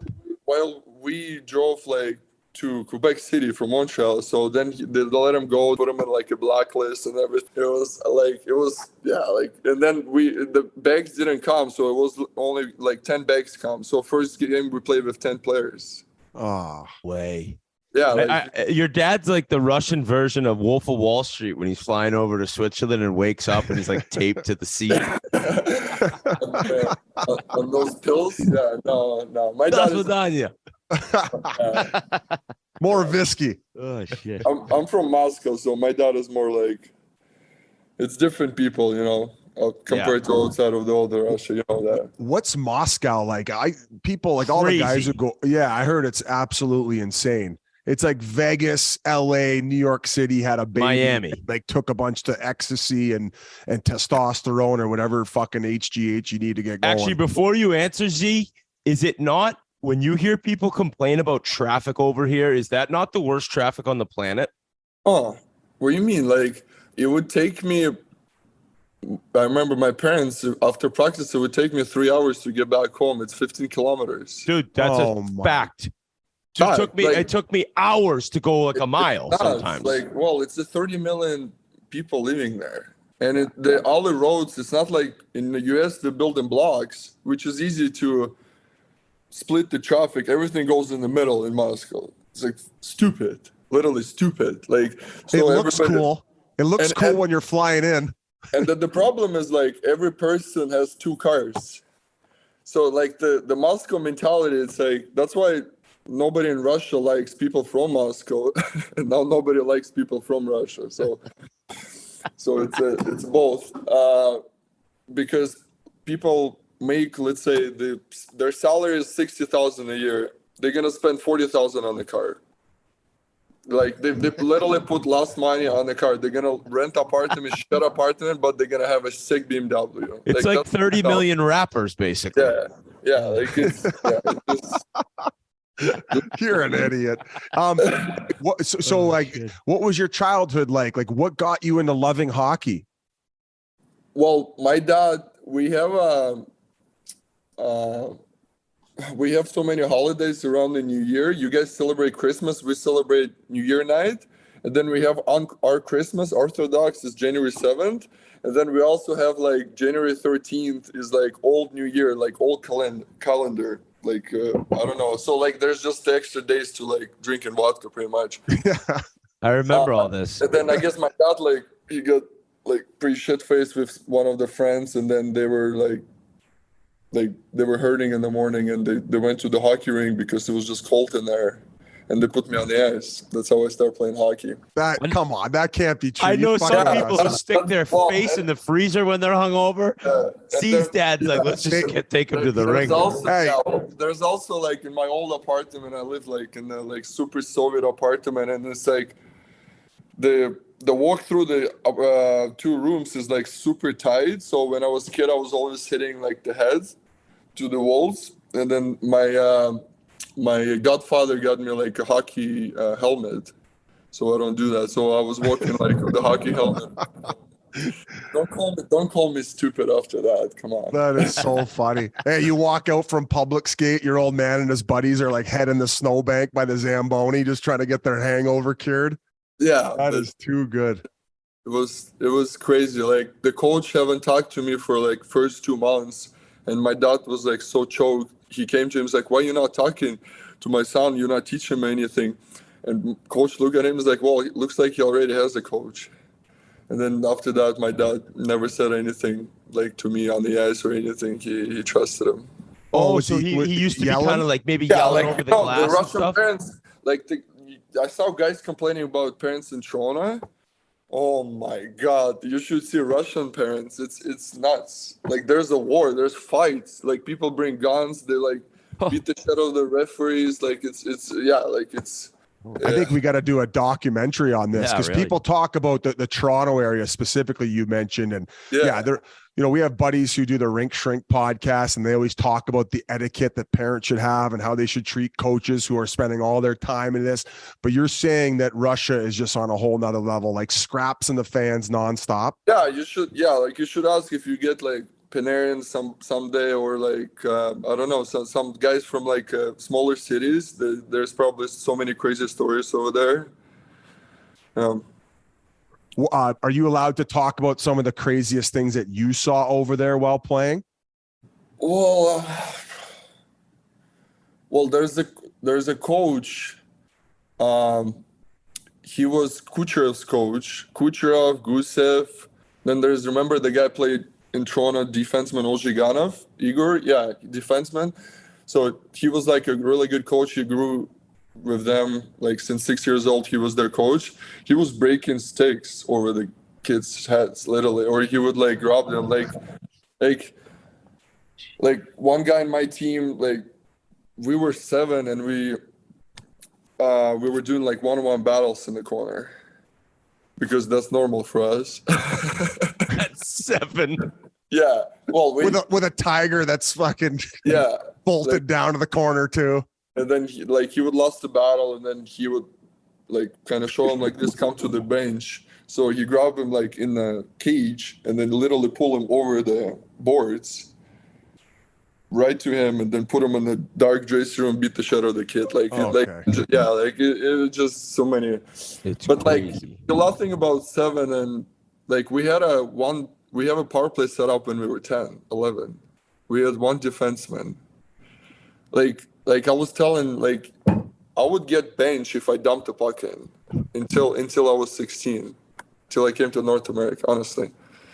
Hey, that's why Malkin would look at me when I dumped the puck in, like, what the fuck are you doing? Yeah, like it was just different mentality. I feel like to how like we practice every day as the 6-7 years old. So it's not like here you practice like 3 times a week and then you play at the end of the week, right? Like, and then you play, you don't even have a score, like running time. We have like referees and everything. You certainly don't have a power play setup, so that's crazy. But my question is, when I was over there, I noticed, and it's same with like European soccer clubs where they have, like you mentioned, like Red Army has a team from like they have juniors, they have younger kids. So at what age were you picked by like the Red Army to be on their like 7 or 8-year-old team? Like when do they bring kids into their like quote unquote academy? So we started there's a school close to my house. It's called White Bears. Yeah. And we started there when I was 6. So when I came in when I was 7 and I couldn't skate. Guys were already skating backwards. So I had to catch up. So we played like first 2 years. It's pretty much like you're learning how to skate. You're learning how to stick handle, not to like, like usually like 5 guys behind the puck, right? Like the kids. But then when we turned 9, we started playing some games. And then our coach got invited to the Red Army team. And he brought with him, he brought 11 guys. Oh. So he had to cut like some guys who were there already. And one of them were Barbashev. That's funny. The guy's playing NHL now, but he didn't make our team when we were 9. But from that team, from 6 years old, there's 5 guys played NHL game. It's me, Tolchinsky, he was in Carolina, then Zikov, that guy who got busted with the drugs, supplements or something. Then Mamin and forgot who was another one. Oh, Goldobin. The San Jose. Yeah, he's in Dallas. So yeah. So 5 guys like who actually played one NHL game. We were together from 6 years old. That's crazy. So and then I had only one minor hockey coach since 6 years old until 16 for 10 years. Yeah. Wow. How old were you when you sprouted up to whatever current height you are? Like one year, yeah, just one summer I grew like 20 centimeters, literally. Like when he got on the gas. Were you awful that next season? Were you like goofy out there? I was fat. Like I was fat when I came to London. When I came to London, Dale Hunter looked at me. He was like, "Who the fuck is this kid? Like who did we just draft?"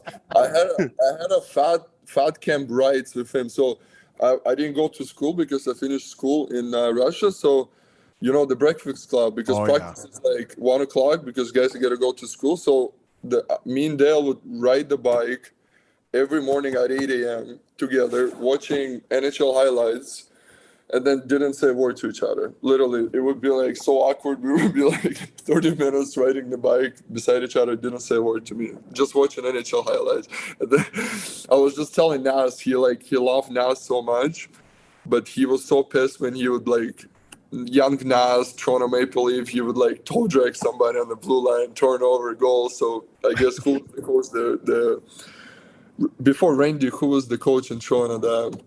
Wilson. Yeah. So I guess he didn't like Nas. He would send him down all the time, and Dale was choked. Like when he see that, he would be like screaming out the TV, "What the fuck is he doing?" Like. Now, did you guys not talk because you were intimidated, or was it more of a language barrier thing? Yeah, more like language barrier. Like I didn't know lick of English when I came. I kind of like learned in school, but it's hard to then explain yourself. But then I didn't have any Russians in the team, so I had to. And the guys helped me a lot. Max Domi, Horvath, Anderson. We had a great group. Tierney, they would always bring it like out with them and everything. You start talking, get a couple drinks, you start talking more. Yeah. For the most part, a lot of guys say it's hard, right? You were coming over, like you said, no Russian teammates. Was it a huge adjustment living over there? And was English kind of almost taught to you by watching TV? I know a lot of guys say by watching TV they learn a lot. Yeah, no, not most of it just like go out. Yeah, like in the room you're sitting, you're listening. I've been in the room like for 4 or 5 hours a day. You know, I had a teacher too. She would come and she would not like show me how to write or read or something. She would just talk to me about the life. So like I get used to it. Like English is easy. You literally need like 500 words to explain yourself at the start. So like that's not a problem at all. But like coming over, it was just my dream. I feel like the year before that I played in junior in Russia and I was watching those OHL highlights. It was Yakupov, Galchino, Koklechov, like all the Russian kids. Like it was just the dream to come over all the time, and it was like easy transition for me. I feel like that was pretty easy. We have the same size vocabulary. What was the biggest culture shock when you got here? It's to North America, living here. Oh, there's some stuff. There's definitely some stuff. Like Junior is pretty greasy, right? Everybody knows the stories. Like it gets greasy in the room, and so, like all those like the shower stuff, like fucking like I don't know, guys slap each other on the ass, like from Russian guy, like it's just something, or like all this, yeah, like somebody can tell fuck your mom or something, you know, like the for Russians, like we kill for that. We're like, what the fuck? Like, did he just say that? But another guy's laughing. We're like, how is that possible? Like no fit flops in the shower. That's the for sure kind of gross stuff. I remember I didn't have flip flops in Sochi, and the Russians were looking at me like I had two heads. They're like, the one kid's like, bare feet. I was like, oh, I don't know. Like they thought I was the most disgusting human alive, Biz. Yeah. Or how do you mention that? Or you know what? Well, you know, I played with Nail Yakupov. Hey, listen, he's a great guy. I don't know what the fuck was Dubnik saying there, guys, but Nail is like, you guys should have him on the podcast. No, he seems like he was very friendly. I remember. Yeah, I hung out with him at Biosteel. I never had an issue. It's the biggest beauty, like unbelievable. You would love it. He has so many stories probably about like Oilers and everything. You would love it. So he hated when, you know, like you take your suit off, you put your socks in one shoe, and then you put your underwear in another shoe, right? Or up top of the shoes. Yeah. That's what like you guys do all the time. So he hated it. He would go and take a picture of this shit, and he would have a full book of pictures of the guys doing that. Because now I know why he's back in Russia. They probably fucking hit up his iCloud and they're like, this guy. Imagine what he thought when he saw my skid marks on my undies, Biz. He's like, check out these bacon strips. Oh, that is so good. Hey, like going back to that, why is the underwear and socks and the shoe so greasy? Why is that? That's greasy. I've been here for 10 years, guys. I've been living in the States for 10 years, you know, like. You're Americanized now, dude. Yeah, I'm Americanized. I just don't understand like how like you're also going to put gitch on that was washed one time through a cycle with everybody else sweaty gitch that you're throwing back on. I don't think throwing your clean gitch inside your own shoes is that bad. Yeah, like and it's like it's a fresh socks too inside your shoes. So like and it's not like you're flipping your underwear all the way, you know, like the way you're wearing. Yeah, it's just it's. I like it. You're on our side with this one. Yeah, I am. I definitely am. I was fighting with him about that for sure. Let's jump to Buffalo. You made the roster in the 13-14 season, played 7 games, then they sent you back to London. Was it disappointing to go back to the juniors, or did you think it was the right move for your development? Well, GM and the coach got fired the same day. What a gong show it was there. Yeah, well, it was the GM who drafted me. What was his name? Oh, is it Darcy Regier?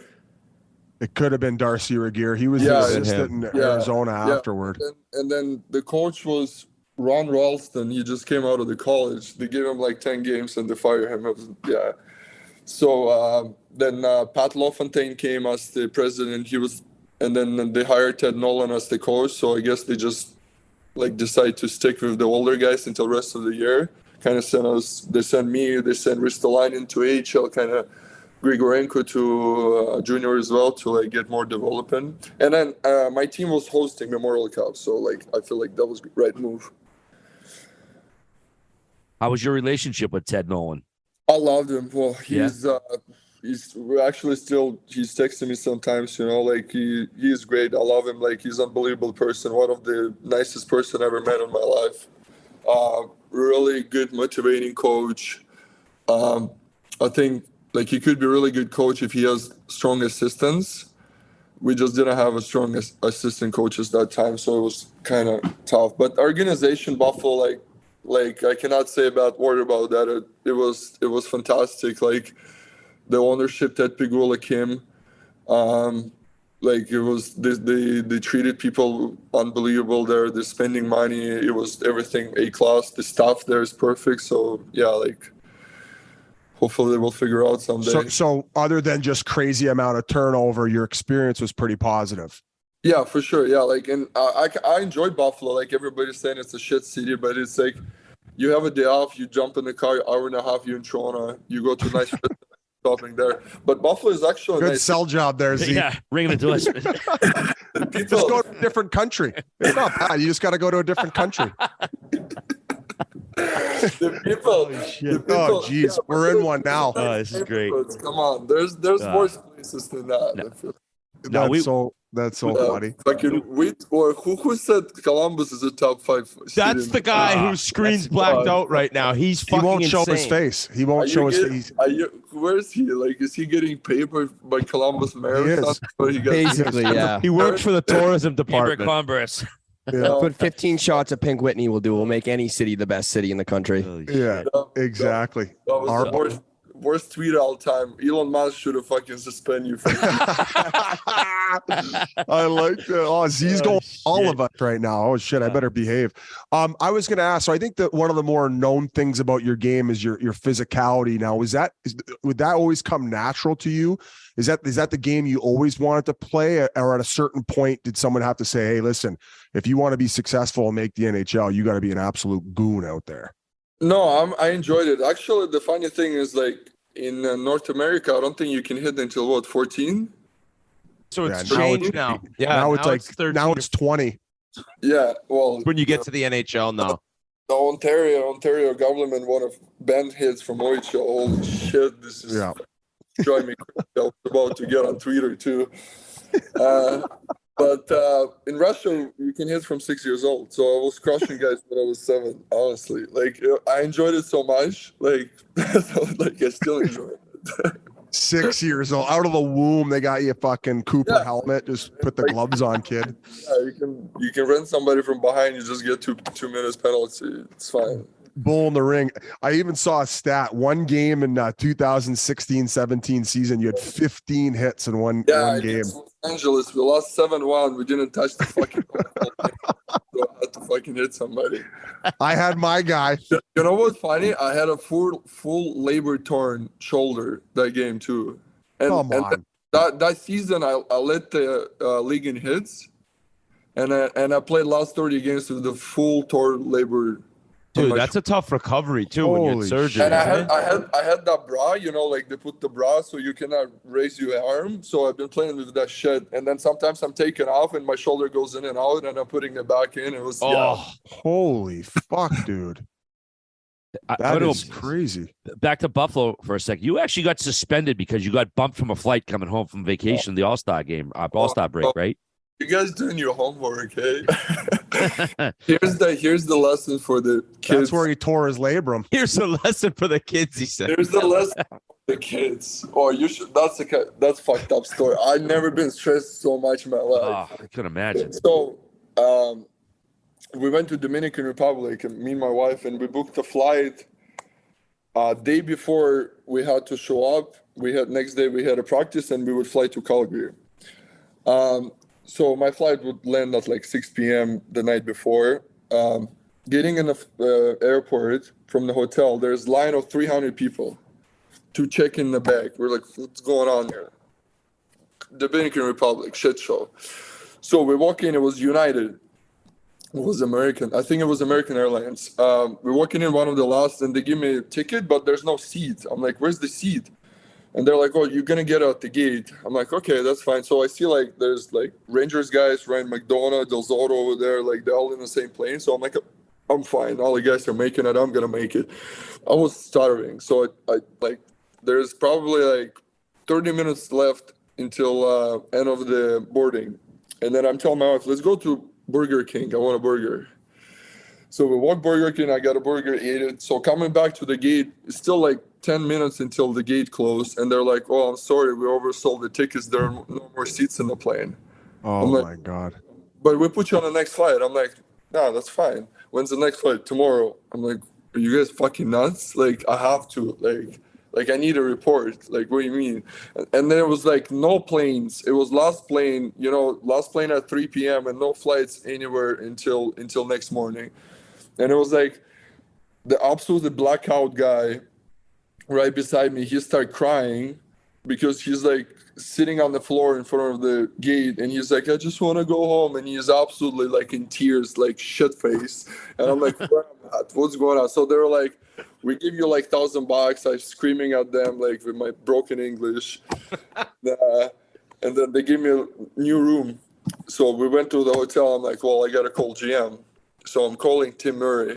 He fucking yelled at me for 20 minutes.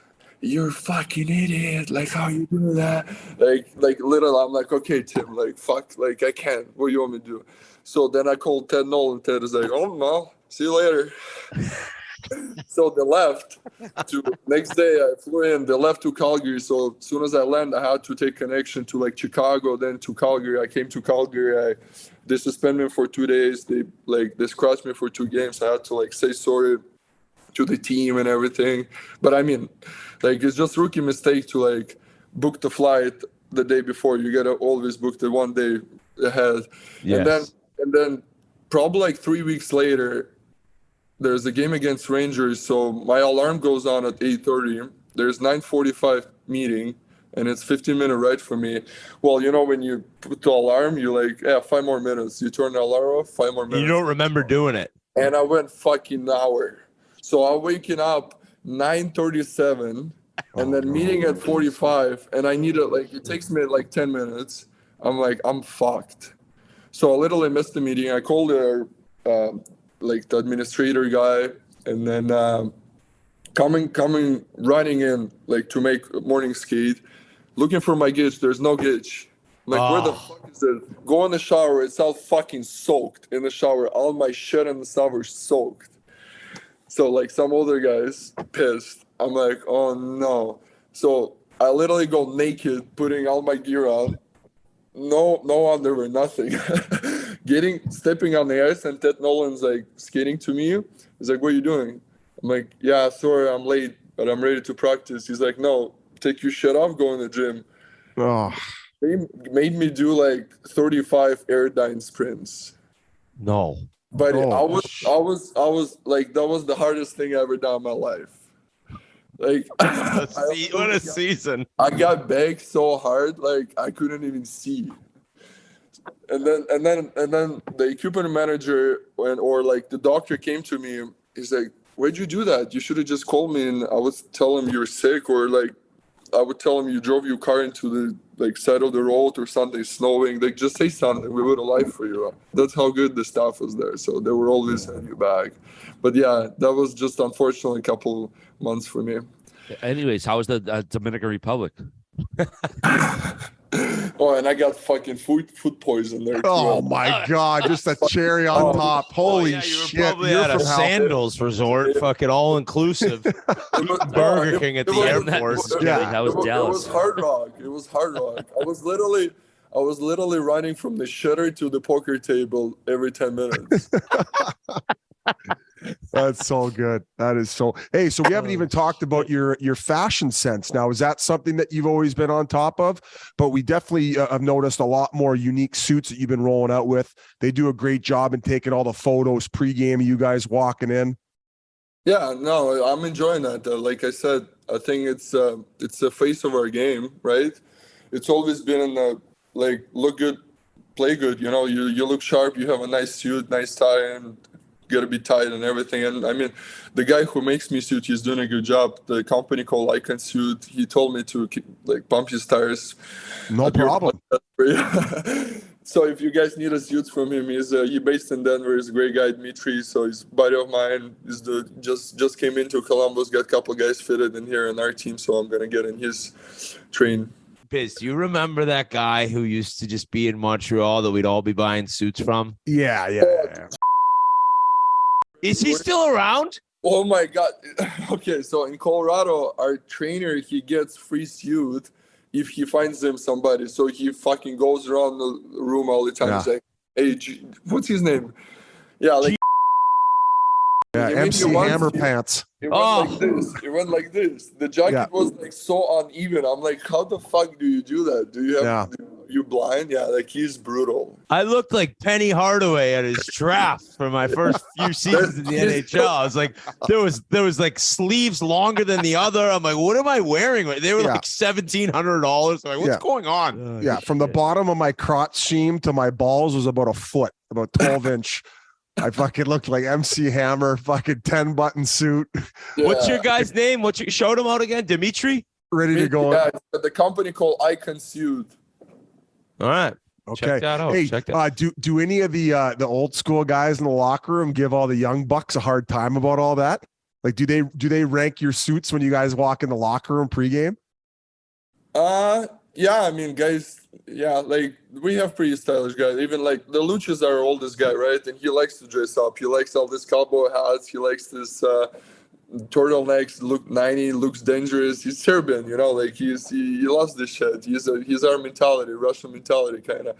So I feel like it's from team by team, you know. Like Colorado, we had lots of sharp guys over there. You know, in Chicago, they don't really care. It was the guys wearing track shoes because of the team rule. But there's some teams going nuts. Like I'm not gonna say the name, but you guys probably see it. He wears fucking pajama and the bucket hat to the games. Like I think that's embarrassing. And then they compare me to him. Like. Hey, Z, can you do me a favor? Could you, on behalf of the Spittin Chiclets podcast, can we buy a suit for Daryl and you get to pick the whatever the material is? So go knock on his office tomorrow and be like, hey, the Chiclets boys want to buy you a suit, and then give them the catalog to look through. No, I don't think. I think I will take a pass. Hey, what do you do? What do you do in the off seasons? Do you go back home to Moscow, or what's your deal? Because your wife's Russian. I'm looking through your Instagram, right? I'm in South Florida. Oh, sick.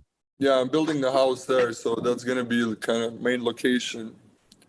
I remember Malkin. I think he has a place like Miami. A lot of Russians down there, huh? Well, they in Fisher Island. That's different. Yeah, that's the $100 million island. Yeah, that's different. They have you have to be a billionaire to be there. But a lot of Russians down there.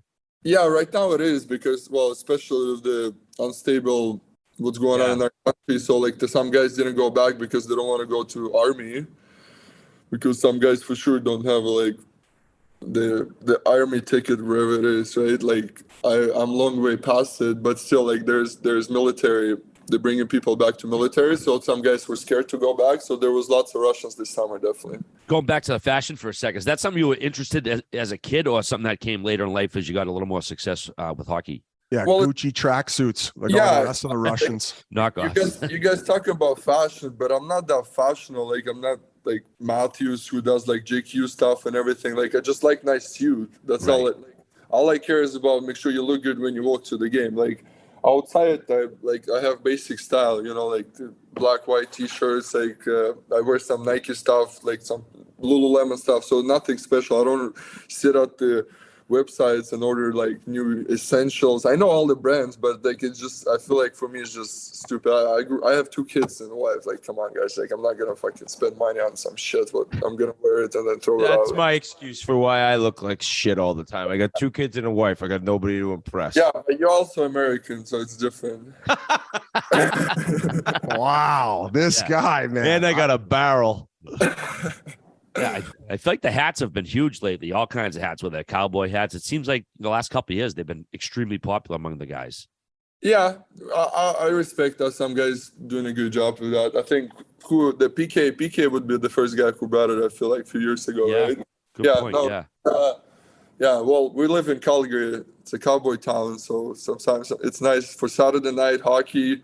It's nice to wear a cowboy hat once a day, right? You mentioned Luch, who's been on our show a bunch of times. I got the chance to skate with him in Boston before. Such a great guy, awesome teammate. Have you got the chance to like see that dude chug a beer yet? And how impressive is that when he grabs the glass by his teeth? Oh, he does. Well, yeah, I definitely did see him. I saw him chug a glass of wine, full bottle. We were waiting if the full bottle fits in the glass, you know. Yeah, but it's we have fun group, you know, like definitely like every like a team party we have like Halloween party and there's a beer chug contest going on, so so there's lots of fun going on. Not gonna throw any guys under the bus. No. I mean, you guys, I would say that probably a little bit of a slow start compared to last year. How do you feel things are progressing this season? Do you think the new guys are starting maybe to adapt more to Sutter and his philosophies? Because it seemed to work so well with the guys that were there last year. And there's still a lot of guys last year, but some big new pieces. Yeah, for sure. I mean, like, I feel like it took us a little while, you know, like I feel like our goaltending was absolutely on fire last year, and then this year we were struggling defensively, like the goal against, and we were giving up too many scoring chances at the start. So I think it's definitely there's lots on defensive shoulders, and then like you said, we got a bunch of new guys that they need to adapt to like Daryl's system. It took me last year like pretty much like 40 games to figure out how to play Daryl, how to play for him mentally, physically, and everything what he wants me to do. So I think it's we're getting rolling, you know, like I feel comfortable with the group we have, definitely. So hopefully we just can grow every game. You played with Mackenzie Weegar a bit this year. How long did it take for you guys to kind of get on the same page as far as, you know, being on the ice? Well, it's honestly, it's easy if you play with him. He's an unbelievable player. Like, probably, like maybe the best partner I ever had in my life. Like it's just pleasure, and it's easy to play when he's beside you because you know what he's doing. You're expecting him to do those things, and you can just read off the place, and there creates so many different opportunities on the ice when he's on it. So I think like he's a fantastic player. Glad we made that trade and we got to sign him. So. I mean, this has been awesome. We appreciate your time too. I know that. So currently you're in Montreal and you're going out to dinner with the boys. You did let them know you were coming on, but I mean, buddy, this is awesome. Is there anything that maybe we haven't asked you that you're expecting us to ask? We love hearing about the funny Russian stories, and obviously we don't want to put you in a bad spot. I was honestly like when you texted me, I was asking guys about like scoops on you guys. Okay, here we go. So like there's the Haney knows Whit, and then Marky knows Whit. Marky told me a couple funny stories about Whit for sure. When he when your last year in San Antonio, you played with him, right? You guys he's the best. Deadline, so you literally thought you were gonna get dealt to some contender and everything. No, I fucking did not. That is a fucking lie. Let me tell you something. Hey, let the guest speak. Let the guest speak, please. And then Marcus said he got traded through like the 7 holes. He only played 7 holes, and you're left on the golf course by yourself, choked because you didn't get traded anywhere. So, yeah. I remember saying to him, I just want to maybe get traded because I could get called up to the NHL because I knew I was done in North America. And then we played all the time. Marky's got a great swing. And then his phone rings and he's like, I just got traded. I'm like, oh my God, fuck. Yeah, and then you left me hanging. You had to play the rest of the round by yourself. Yeah, I was like crying, drinking. And he told me about your Indiana Colts bet. What? Indiana Colts? Yeah. Oh, I've had a lot of losing bets, but I'm imagining I don't even remember that one. I probably got killed. That's why you don't bet on the game days. I think you were super choke whole game because Indiana was losing. Oh yeah. So so I had a huge bet. I think I had like $7,500 on the Colts, And it was we had a 5 o'clock game in San Antonio, whatever the timing was. We went out on the ice for the first period, and they had like the lead. And we came in after the first period. They'd blown the lead and they didn't cover. And I was like, fuck. But we were winning. We were up after the first period, the Rampage or whatever the fuck the name is of that team. And everyone's like, what's your problem? I was like, oh, I just said the Colts didn't cover. Made a bad play there and open up the game, put us on the wrong foot. During the fucking game, you're screaming. Hey, you got to ask him if he remembers when Tom Rowe, this lunatic coach we had, he called me. I got scratched down there, and I've told the story on Chiclets, but you got to bring it up to Marky. So I had to do warm-ups, and after warm-ups, I went in and shaved my face, and I get a call, like, as the first period ends, and it's Tom Rowe screaming into the phone, get down here and clean the hair out of the sink after you shaved your face. There's still hair in the sink. I was like, you know you're not in the NHL anymore when I got to go down and wash the hair out of the sink. Oh, my God. I will say I'm a hair cleaning guy, kind of. Yeah. As I said, you guys, you in the NHL, you just leave your hair in the sink. And That's no, I mean, I think there was. I think I did. I think I like put the water on, and maybe like all of it didn't go down. You know how some of it goes down, then the water goes down, then the stuff like levels off. Maybe that happened. The lingers, yeah. But I certainly didn't expect to get called after being healthy, scratched the minors to go fix my fucking hair sink. By the head coach too. By the head coach. Exactly. That is so good. That is Nikita. so good. Now, before we get to the last question, it is brought to you by Chevy, of course. From Bolt to Blazer, Equinox to Silverado, Chevy EVs are for everyone, everywhere, and with an established full-line brand like Chevrolet, we can offer multiple EV vehicles with the volume, variety, and the value customers all over the world have come to expect. Chevy has put together a team full of ringers, and may I remind you, they are affordable. You don't have to be rich to have an EV. All-star capability on a rookie's budget. Now back to the interview. I know you don't tweet too much anymore, but early on you were very funny on Twitter, had some good chirps at ESPN, but I saw you had a movie tweet. Someone asked, what guys would you want in a movie you were casting? You had Leo DiCaprio, Morgan Freeman, and Clint Eastwood, so you must be a big American movie guy, no? Yeah, I used to watch lots of movies. With COVID, when COVID hit, I feel like everybody switched back to TV shows and everything. You know, it's probably getting more popular. But I definitely, I probably see lots of movies. Yeah, what's your favorite of the last 5 years, say to speak? 5 years tough. My favorite movie is Snatch. Oh, really? Yeah, Guy Wow, Ritchie. that's I don't even know what they're saying in that movie. Well, yeah, it's so that's why it's unbelievable. Like Brad Pitt, the way he played it, the gypsies, or I don't know how you call them, right? Like they're just all time the best, I think. Well, buddy, we can't thank you enough. This has been awesome. First Russian player, and yes, keep up the good work, man. You've had a great couple years in Calgary, and I think the team's starting to turn around a little bit. So we appreciate you coming on and joining us. Yeah, well, thanks for having me, guys. Appreciate it. Did you get any dirt on RA from the guys? No. Okay. Well, because you said you got a bunch of dirt on us before you came on. I was wondering if anybody had. I didn't have anything. I think you're doing a good job fucking yourself up all the time. So. Okay.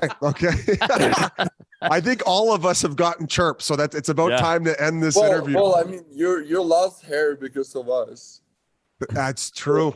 I didn't want to go hard at you. Okay. But I was actually proud of you, like were you still cheering for our team. So oh buddy, I'm all in. I actually think that this is the year. Slow start, get all the momentum in the second half of the season. I don't even know if Edmonton's going to make playoffs this year. And this is the reason we wanted to get you. And I think we're going to have Tyson Barrie added to the same podcast. We're trying to reignite the Battle of Alberta. It's been a little lackluster so far this year. Yeah, Tice is my buddy too. He's a great dude. I love him. He's the man. Yeah. All right, buddy. Appreciate All it. right. Good luck. Thanks so much, C. Man, big thanks to Nikita for joining us. What an absolute character. We got to get some more of these Russians on if they're all this funny. Pretty funny guy, so we're going to be rooting for him the rest of the season. Absolute character. All right, moving right along here. Congratulations to David Perron. He played in his 1,000th NHL game Saturday in Dallas, and he scored as well. He's the 6th active player to score in his 1,000th game. Pretty cool. In his 16th season, he's the fourth member of the 07 draft class to hit 1,000 games, along with Patty Kane, Jakey Voracek, and Wayne Simmons. So congrats to Perron. You guys played with, well, I knew you met with him in St. Louis, right? For your little training camp. Cup of coffee. Vacation. Yeah. He wasn't there then. Oh, was he? Really?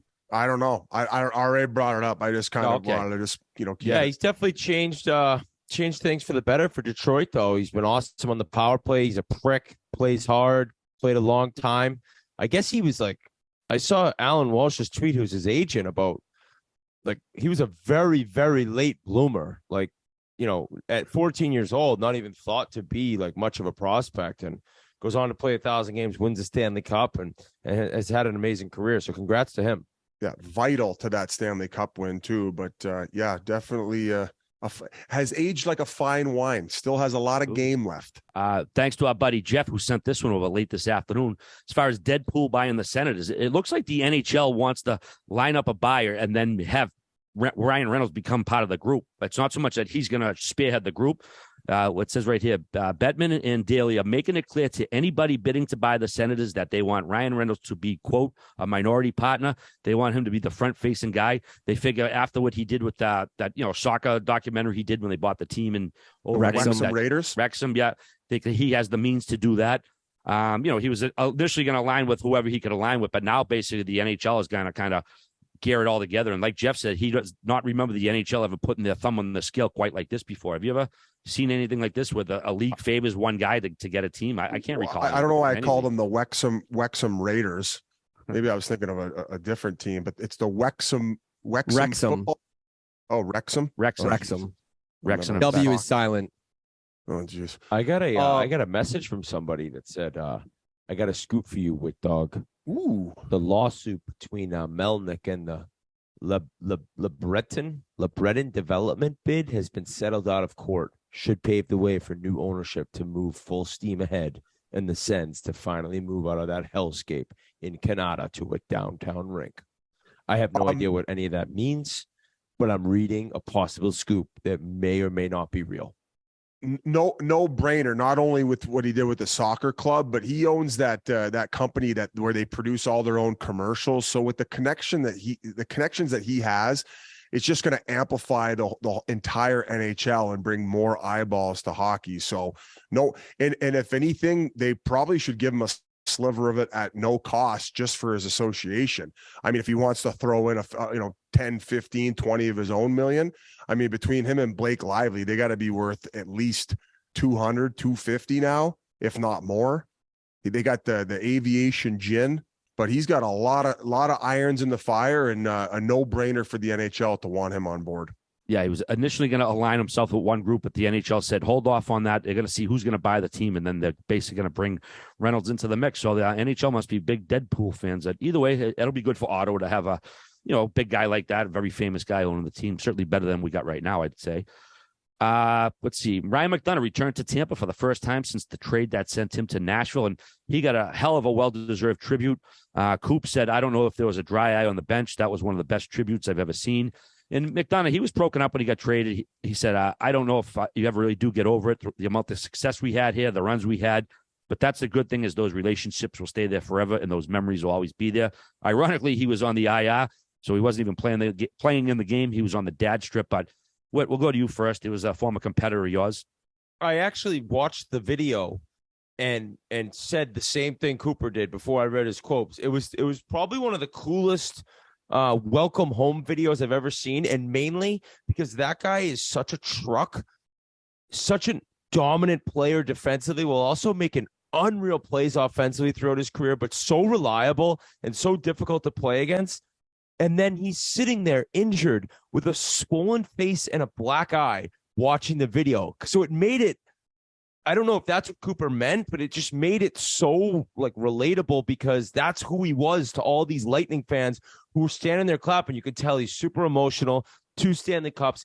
You can hear the audio as he scored a couple big goals, screaming with the guys in celebrations when they won the Eastern Conference against the Islanders 1-0 on that Yanni Gourde goal. Just an unreal teammate and player. Anyone who I know who's played with him in New York and Tampa speaks of him so highly. Love him. But just the fact that he played or plays the way he does, and had the black eye for this like video he's watching in which he laid himself on the line over and over to win 2 Stanley Cups made it pretty cool for me to see. That was pretty much perfectly said. Absolutely. Thanks, man. Coming from you, that means a lot. We also saw the return of the Gorton's Fishermen over the weekend. The Islanders brought back probably the most divisive jersey in team history. Brendan Burke, their play-by-play guy, had a nice little soliloquy before the game. It's about a minute long. Gee, I don't know if that's too long to air here, but no, I'll repeat it. Kind of. It was basically, folks, I know that many of you despise this jersey. It's disgusting, and the team was pathetic, bunch of losers while wearing it. But it's been a long road to get here. And it was actually awesome what he said, but it was pretty funny to hear an announcer talk about how much fans actually despise that jersey as the game's about to begin.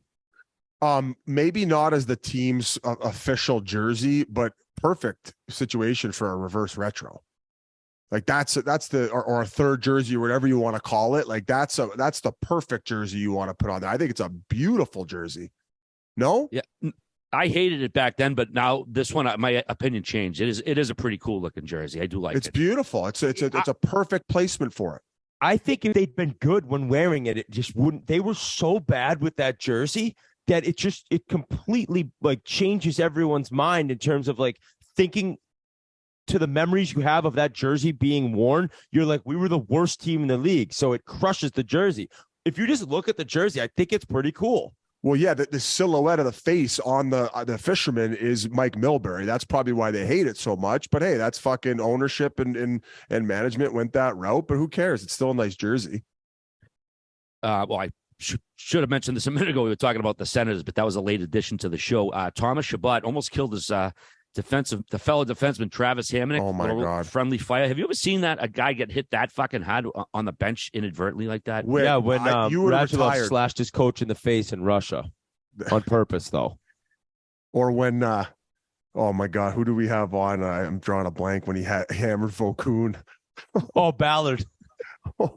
Whit, if you're on the bench and Chabot does that to you, you're probably filing your retirement papers that next day. I'm going on LTIR for the rest of my contract. Biz, what if you did this to Whit at a Chiclets Cup? I would have gone directly to the airport and said, thanks a lot. Enjoy the meet and greet tonight. I'm fucking out. Right to the dentist. I'd be on the new Mincy's podcast. I'm not playing in Chiclets Cup because I'll get injured, let alone if you're standing on the bench and your own teammate slashes you in the face. Yeah, if Whit was working the door at Chiclets Cup and Terry Ryan or senior got him with one of those ones, it would not be good. It was pretty vicious. You could see in his face how bad he felt afterward. Now, I didn't see why he was so enraged. Was he yelling at an official for a missed call? I don't know if I didn't see either. I also didn't see like an angle where you could see the contact on Hamonic. Or I don't know if it got him in the half shield or in the mouth. He's like, enough with the grenades coming across the ice. Right in the face. Oof. Can you keep a pass flat? Top scene either way. Hopefully he's doing all right. You can't eat more shrimp than RA. No fucking way, baby. Matthew Schneider, NHLPA president, was on with our pals Cam and Strick, and he said the NHLPA and the NHL have talked about canceling the All-Star game. Obviously, the money being pumped into host cities is, essential to those cities, but would the players really miss the All-Star game, especially the older guys, and would they replace it? Biz, what's your take on all this potential no more All-Star game? My take is I think that the NHL All-Star game doesn't really have anything that excites the fans. The players are so banged up the day of the game and they're all going half speed and no one really gives a fuck. And even when they even tried to entice them with money and make it 3-on-3, I don't get the appeal, and I hate to be negative. Even the skills comp, I don't think it has had anything quite like the dunk contest. And even I want to say the dunk contest has lost its luster over the last couple of years. Like they're not really getting any crazy viral moments that would attract kids. They might be able to show me numbers on why I'm wrong. Did I like going when we were in Vegas, and did I think Vegas was a good landing spot? It was a good time, but I think you invite the plugs, the fourth liners, then you put some money on the line. You make it in Cabo, Mexico, and you make it Mexican theme, and you get the fucking, like, you know, like the what do you mean? What am I talking about? You gotta. They do the Pro Bowl in Hawaii. Why do you think all the guys want to go? The whole family comes. Yeah, they don't bring the guys from the practice squad for the Pro Bowl, dude. Yeah, but the guys in the NHL aren't gonna get. The stars ain't gonna give a shit. You entice fourth liners who are making league minimum with like $1 million bonus from the team. Hey, put a little fucking Tony Yayo from Mexico in the water bottles. Let him fucking go at it. They'll be selling out every All-Star game. They could double up the ad prices. Fuck with the board ads. Just do the All-Star game in Cabo, Guadalajara next year in Guadalajara, Mexico. I don't even know what you could do. Like, yeah, when we were at the game, I remember being like, oh my God. Remember during that game how, like, if we weren't betting the matchups, I would have fallen asleep. Yeah. No. If I wasn't having ladies blow ecstasy up my asshole with a straw, that game would not have been exciting. What's funny is that one of my favorite memories as a kid was when the game was in Boston, I think 96. And my dad brought me to the skills competition the night before and the game. Ray Bork scored the winner with about a minute left with a backhand, I remember. And it was crazy back then. Maybe I didn't realize how soft the guys were playing, but it certainly didn't seem that way. And the skills competition was amazing. Now, I was probably 12 or 13 years old, so that's at the time when you're just so into it. Maybe kids that age are still so into the All-Star game, but as I've gotten older, it's definitely gotten more boring. Well, okay, so let's go to baseball. They have the home run derby. I think that right now is gaining the most attention year over year from an all-star perspective. That everybody's talking about it. It's good for the viral clips. It gets everybody engaged. It's completely sold out. Everybody's fucking waffled and watching it. And instead of shitting on my Mexico idea and growing the game, south of the United States to an even bigger population, what would be your idea and where would you put the All-Star game in order to revamp it? I don't have an idea, but me having no idea, I think is better than your idea of Guadalajara. All right. Yeah, Mexico. Get a mariachi band on the ice. Introing the guys. Just give the guys the weekend off. Let them take a little fucking 4 or 5 day vacation or something, and then that's one less revenue for the league, right? Quebec City could be cool if they did the All-Star game in Quebec City. That could be a cool idea. I think the guys would rather go to a warm climate and go be able to. But is it about the guys though? Isn't it about the fans? Correct, but you're trying to keep everybody happy in order to elevate the product. That's what is not happening. Because I actually think they're giving owners a gift in terms of giving them the game. Like that's all it comes down to, because they're giving the owners money when they give them the game. They're basically saying, "Here you go. Here's another couple gates for you for being a good owner." If we're talking, eliminate the nonsense of maybe moving it to Guadalajara, I would say with the board ads and the jersey ads, they don't need the revenue that the All-Star game generates, and just give them the rest. You keep the 82 games and let the players get 4 or 5 days off to hit the reset button. Maybe they book their flights a day before or 2 days before you have to be back. And that's mandatory because of Z's story, but give them the 3 days at least rest. All right, we'll see what happens with it. Guys and girls, before we go any further, I need to talk to you about Shopify. It's time to knock the new business idea out of the park with Shopify, the all-in-one commerce platform to start, run, and grow your own business. Forget the off-season work. Shopify makes it simple to sell to anyone from anywhere. Whether you're selling warm-ups or wall hangers, it's time to start selling with Shopify and join the platform simplifying commerce for millions of businesses worldwide. With Shopify, you'll customize your online store to your brand, you'll discover new customers, and build the relationships that create diehard fans. Shopify fields all the sales channels to grow a winning business, from an in-person POS system to an all-in-one e-commerce platform, even across social media platforms like TikTok, Facebook, and Instagram. And thanks to 24/7 support and free on-demand business courses, Shopify is your team every step of the way. When you're ready to take your winning idea to the world, team up with Shopify, the commerce platform powering millions of businesses down the street and around the globe. Try out Shopify for free today and start selling anywhere. Sign up for your free trial at shopify.com/chiclets, all lowercase. That's shopify.com/chiclets.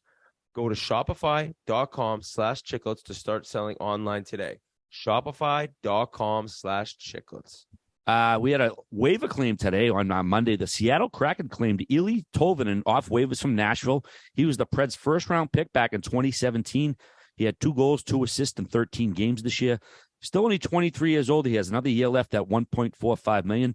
22 teams passed him by before Seattle grabbed him. Writer Sean Shapiro said that the Preds were internally confident he would clear waivers. But a lot of bad teams passed on this guy. He could have been a free asset. They could have potentially flipped. So I don't know what the deal with this guy is. He could have had him and maybe did something with him, but only Seattle grabbed him. What do you guys Well, know? Biz, you're hot tonight. You can tell some Preds fans to suck it, right? Well, I remember, I don't know if it was 2 years ago. I was just, I wasn't critical. I just said, they don't have many prospects, and I had a few of them jump down my throat about this. Tolvanen is how you say it. Eli Tolvanen. I was like, hey, sorry for not mentioning every fucking first rounder that you guys have drafted as prospects and guys who are going to all of a sudden be the next Tage Thompson. But yeah, so he's on waivers, and I think that there was high hopes when they drafted him and what he was going to be able to accomplish. I think that he did have good success at the American League level. They thought that he was going to be able to transfer that to the top. There was glimpses of it, but hey, maybe a fresh lens and a definitely a team that lets it fly more offensively. Hines is more of a structured coach, so maybe a new place. He flourishes, and I hope the best for him. But for the 3 Nashville accounts that were down my throat, hey, you were wrong. I was right. I'm a genius. You're an idiot. I think there's probably some sort of what's the word I'm looking for here? Like, Seattle is having a ton of success from Daniel Sprong right now. And that's a guy who was picked, I think, 2nd round by the Penguins. Penguins, yeah. And then he was with Anaheim and he was with Washington. And now he's really found a home in Seattle. And maybe they look at it like, all right, well, this is another high pick. And the guy has a resume and stuff he's accomplished prior where we think maybe we could have another Daniel Sprong type player here.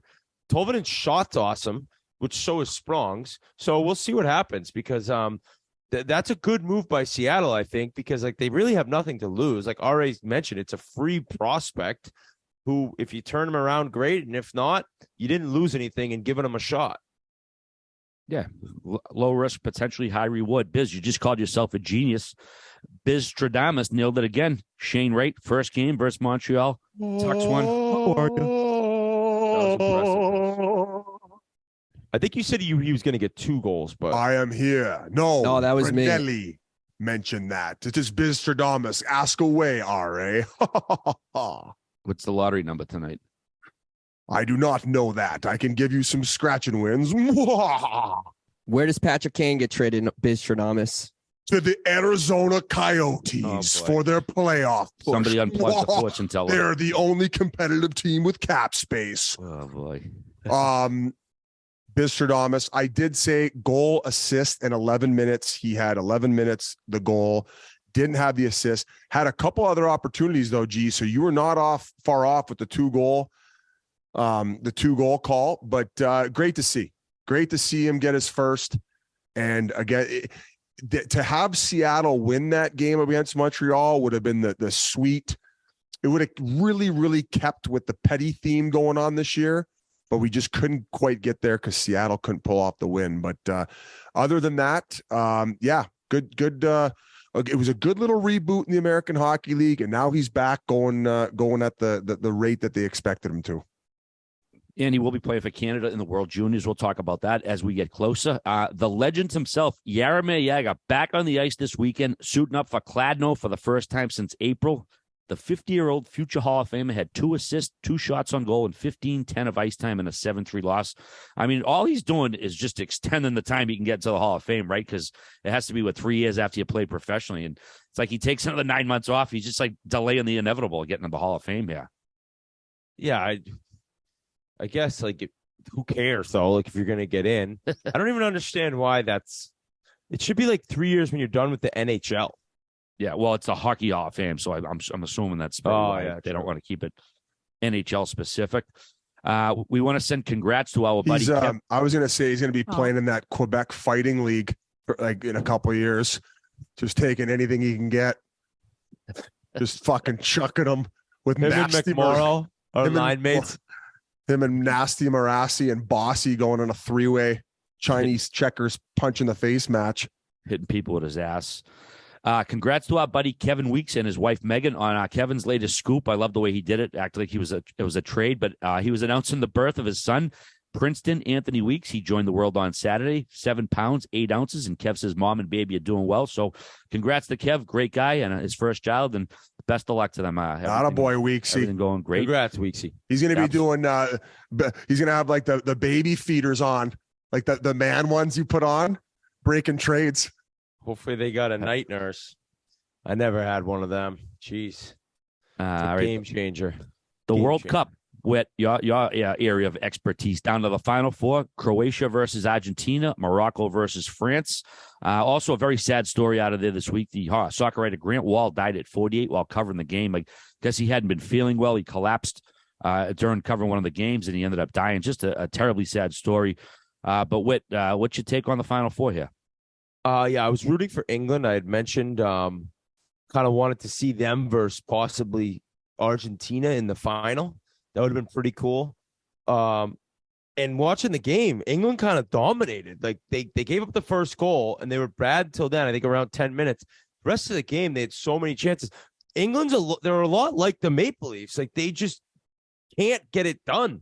And I felt bad for Harry Kane. I mean, the guy scored on a PK to tie the game 1-1. They go down 2-1. They get another PK, and he misses. Somebody actually mentioned that I think they were waiting on the VAR ruling if it was going to be a penalty, and it was like 4.5 minutes before he took the kick, which, just so much time to think. But the guy went up and missed the net. Worst part is you didn't even force the goalie to make a save. Completely missed the net. And England loses. So now I'm hoping for France to beat, I think they play Morocco, and Argentina plays, who do they play? Croatia. So I'm rooting for Messi versus Mbappe. If you want to look at the star power, I know I'm by no means is this expertise, but as kind of a layman soccer fan, is that the right term? I have no idea. I think Croatia and Morocco does not get the people going the way Argentina, France would in terms of Messi, who many people call the greatest player alive or of all time playing for a World Cup, or France repeating. So hopefully that's what the final is. But it was a great game. Some people hate soccer. I totally can kind of see why. I more get so amazed at how famous these people are and how global the game is. It's like, these people are so much bigger than any athlete in America. And for me, it makes me appreciate it more because of the fans and how it's so meaningful and do or die for them. It's just like more than a sport. So I was all into the quarterfinals, and I'm actually going down golfing with Jans for the next 3 days. I have a 5 a.m. flight tomorrow. Come on, where are you going? Nice. Down to Florida, Fort Lauderdale area. Oh, and, you're gonna stay with him? Yeah, I'm gonna stay with him. Couple other buddies. Internet? I know, man. The guy's internet, Jesus. But I will be missing because I'll be on the course for the semifinals on Tuesday, Wednesday. But I'll be catching into I think the finals Saturday or Sunday. I'll be watching. You know what's turned me off of soccer? Listening to Messi and Ronaldo fans argue online about who's better. Yeah, it's kind of just like idiots. Although we did argue about the top 5 players for 20 minutes in this episode. Yeah, but not back and forth all day, every day. They're just going at each other. It's fucking ridiculous. I think it's kind of the Ovechkin Crosby where I think Messi, while scoring a lot, creates for others, whereas Ronaldo's more of just a goal scorer like Ovi. But doesn't Messi also have more goals? Does he? I don't know. I'm asking. You're the soccer expert. No, I'm not an expert. Well, I'm hoping my I can 50 be to 1 honest there. ticket from Croatia back in August cashes in. So I got something. You have a bet on Croatia winning it? Back in August, I put in 50 to 1. So Ronaldo has more goals too, just to clarify. Okay. How many more? About, if my math's correct, like 25 more goals. Okay. Oh, nothing not that crazy. many. Nothing crazy. Did you boys have any final things you wanted to share? Because I just had a final few words I wanted to say. Thank you anything else to Pasha for this wonderful doll. The new but brat. And I think that's pretty much it. Nothing really else caught my eye this week. I feel like I have something. And I'm scandals so disappointed. I can't remember in the news. That puppet. Oh, I think my dad and Buddy Yando went on the 100th episode of Rink Shrinks with our friends Mike Model and Brian Yandos. So check that out. Some Dan Whitney, Buddy Yandel action. One last thing, we do have the Big Deal Brewing tour. The tour we just went on, we filmed a vlog of the whole thing. That's going to drop Wednesday at 6 p.m. So tune into that. It's a hilarious vlog.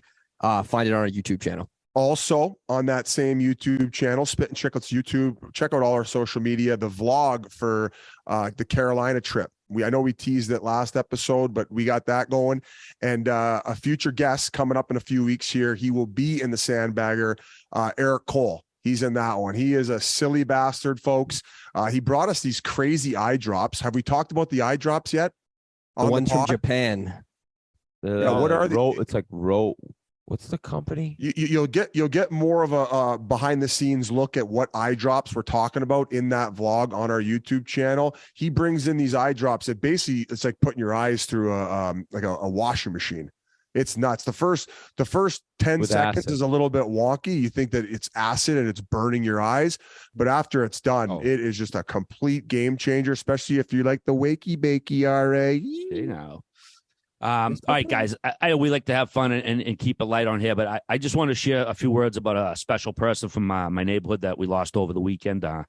Mimi Wren was her name. She was a huge part of the Charlestown community for 57 years. We were blessed to have her. Most recently, the director of the Charlestown Community Center. Mimi always worked in service to others. She made sure kids had a clean and safe place to swim, play hoops. She volunteered at the local food bank to ensure less fortunate folks got what they needed. She always helped out any residents that needed it, regardless. She was also a devoted hockey mom to 3 great boys. So there's a lot of people hurting in this neck of the woods today because we lost a terrific woman who personified what it means to be a townie and be in service to others. So I just want to say to Paul, Patrick, Sean, Mimi's extended family, and her many, many friends, I extend my most heartfelt condolences for your tremendous loss. She was a terrific woman, and I will be sorely missed. So I just want people to know about her. So take care of everyone and be kind to each other. So I know it's kind of sad at the end, but loss. she was It's needed to be mentioned, and I just wanted. I feel like do that for her and her family. People like that keep a community together. She sounded pretty special. Absolutely. So I just wanted to take a minute and no, all right, that's tough, man. Let the world know about her because she was a special person. So again, I know it's a little sad note, but let's light the part of life, and I just wanted everyone to know about her. So boys, we can finish up here, and we'll see each other next week. All right, peace, guys.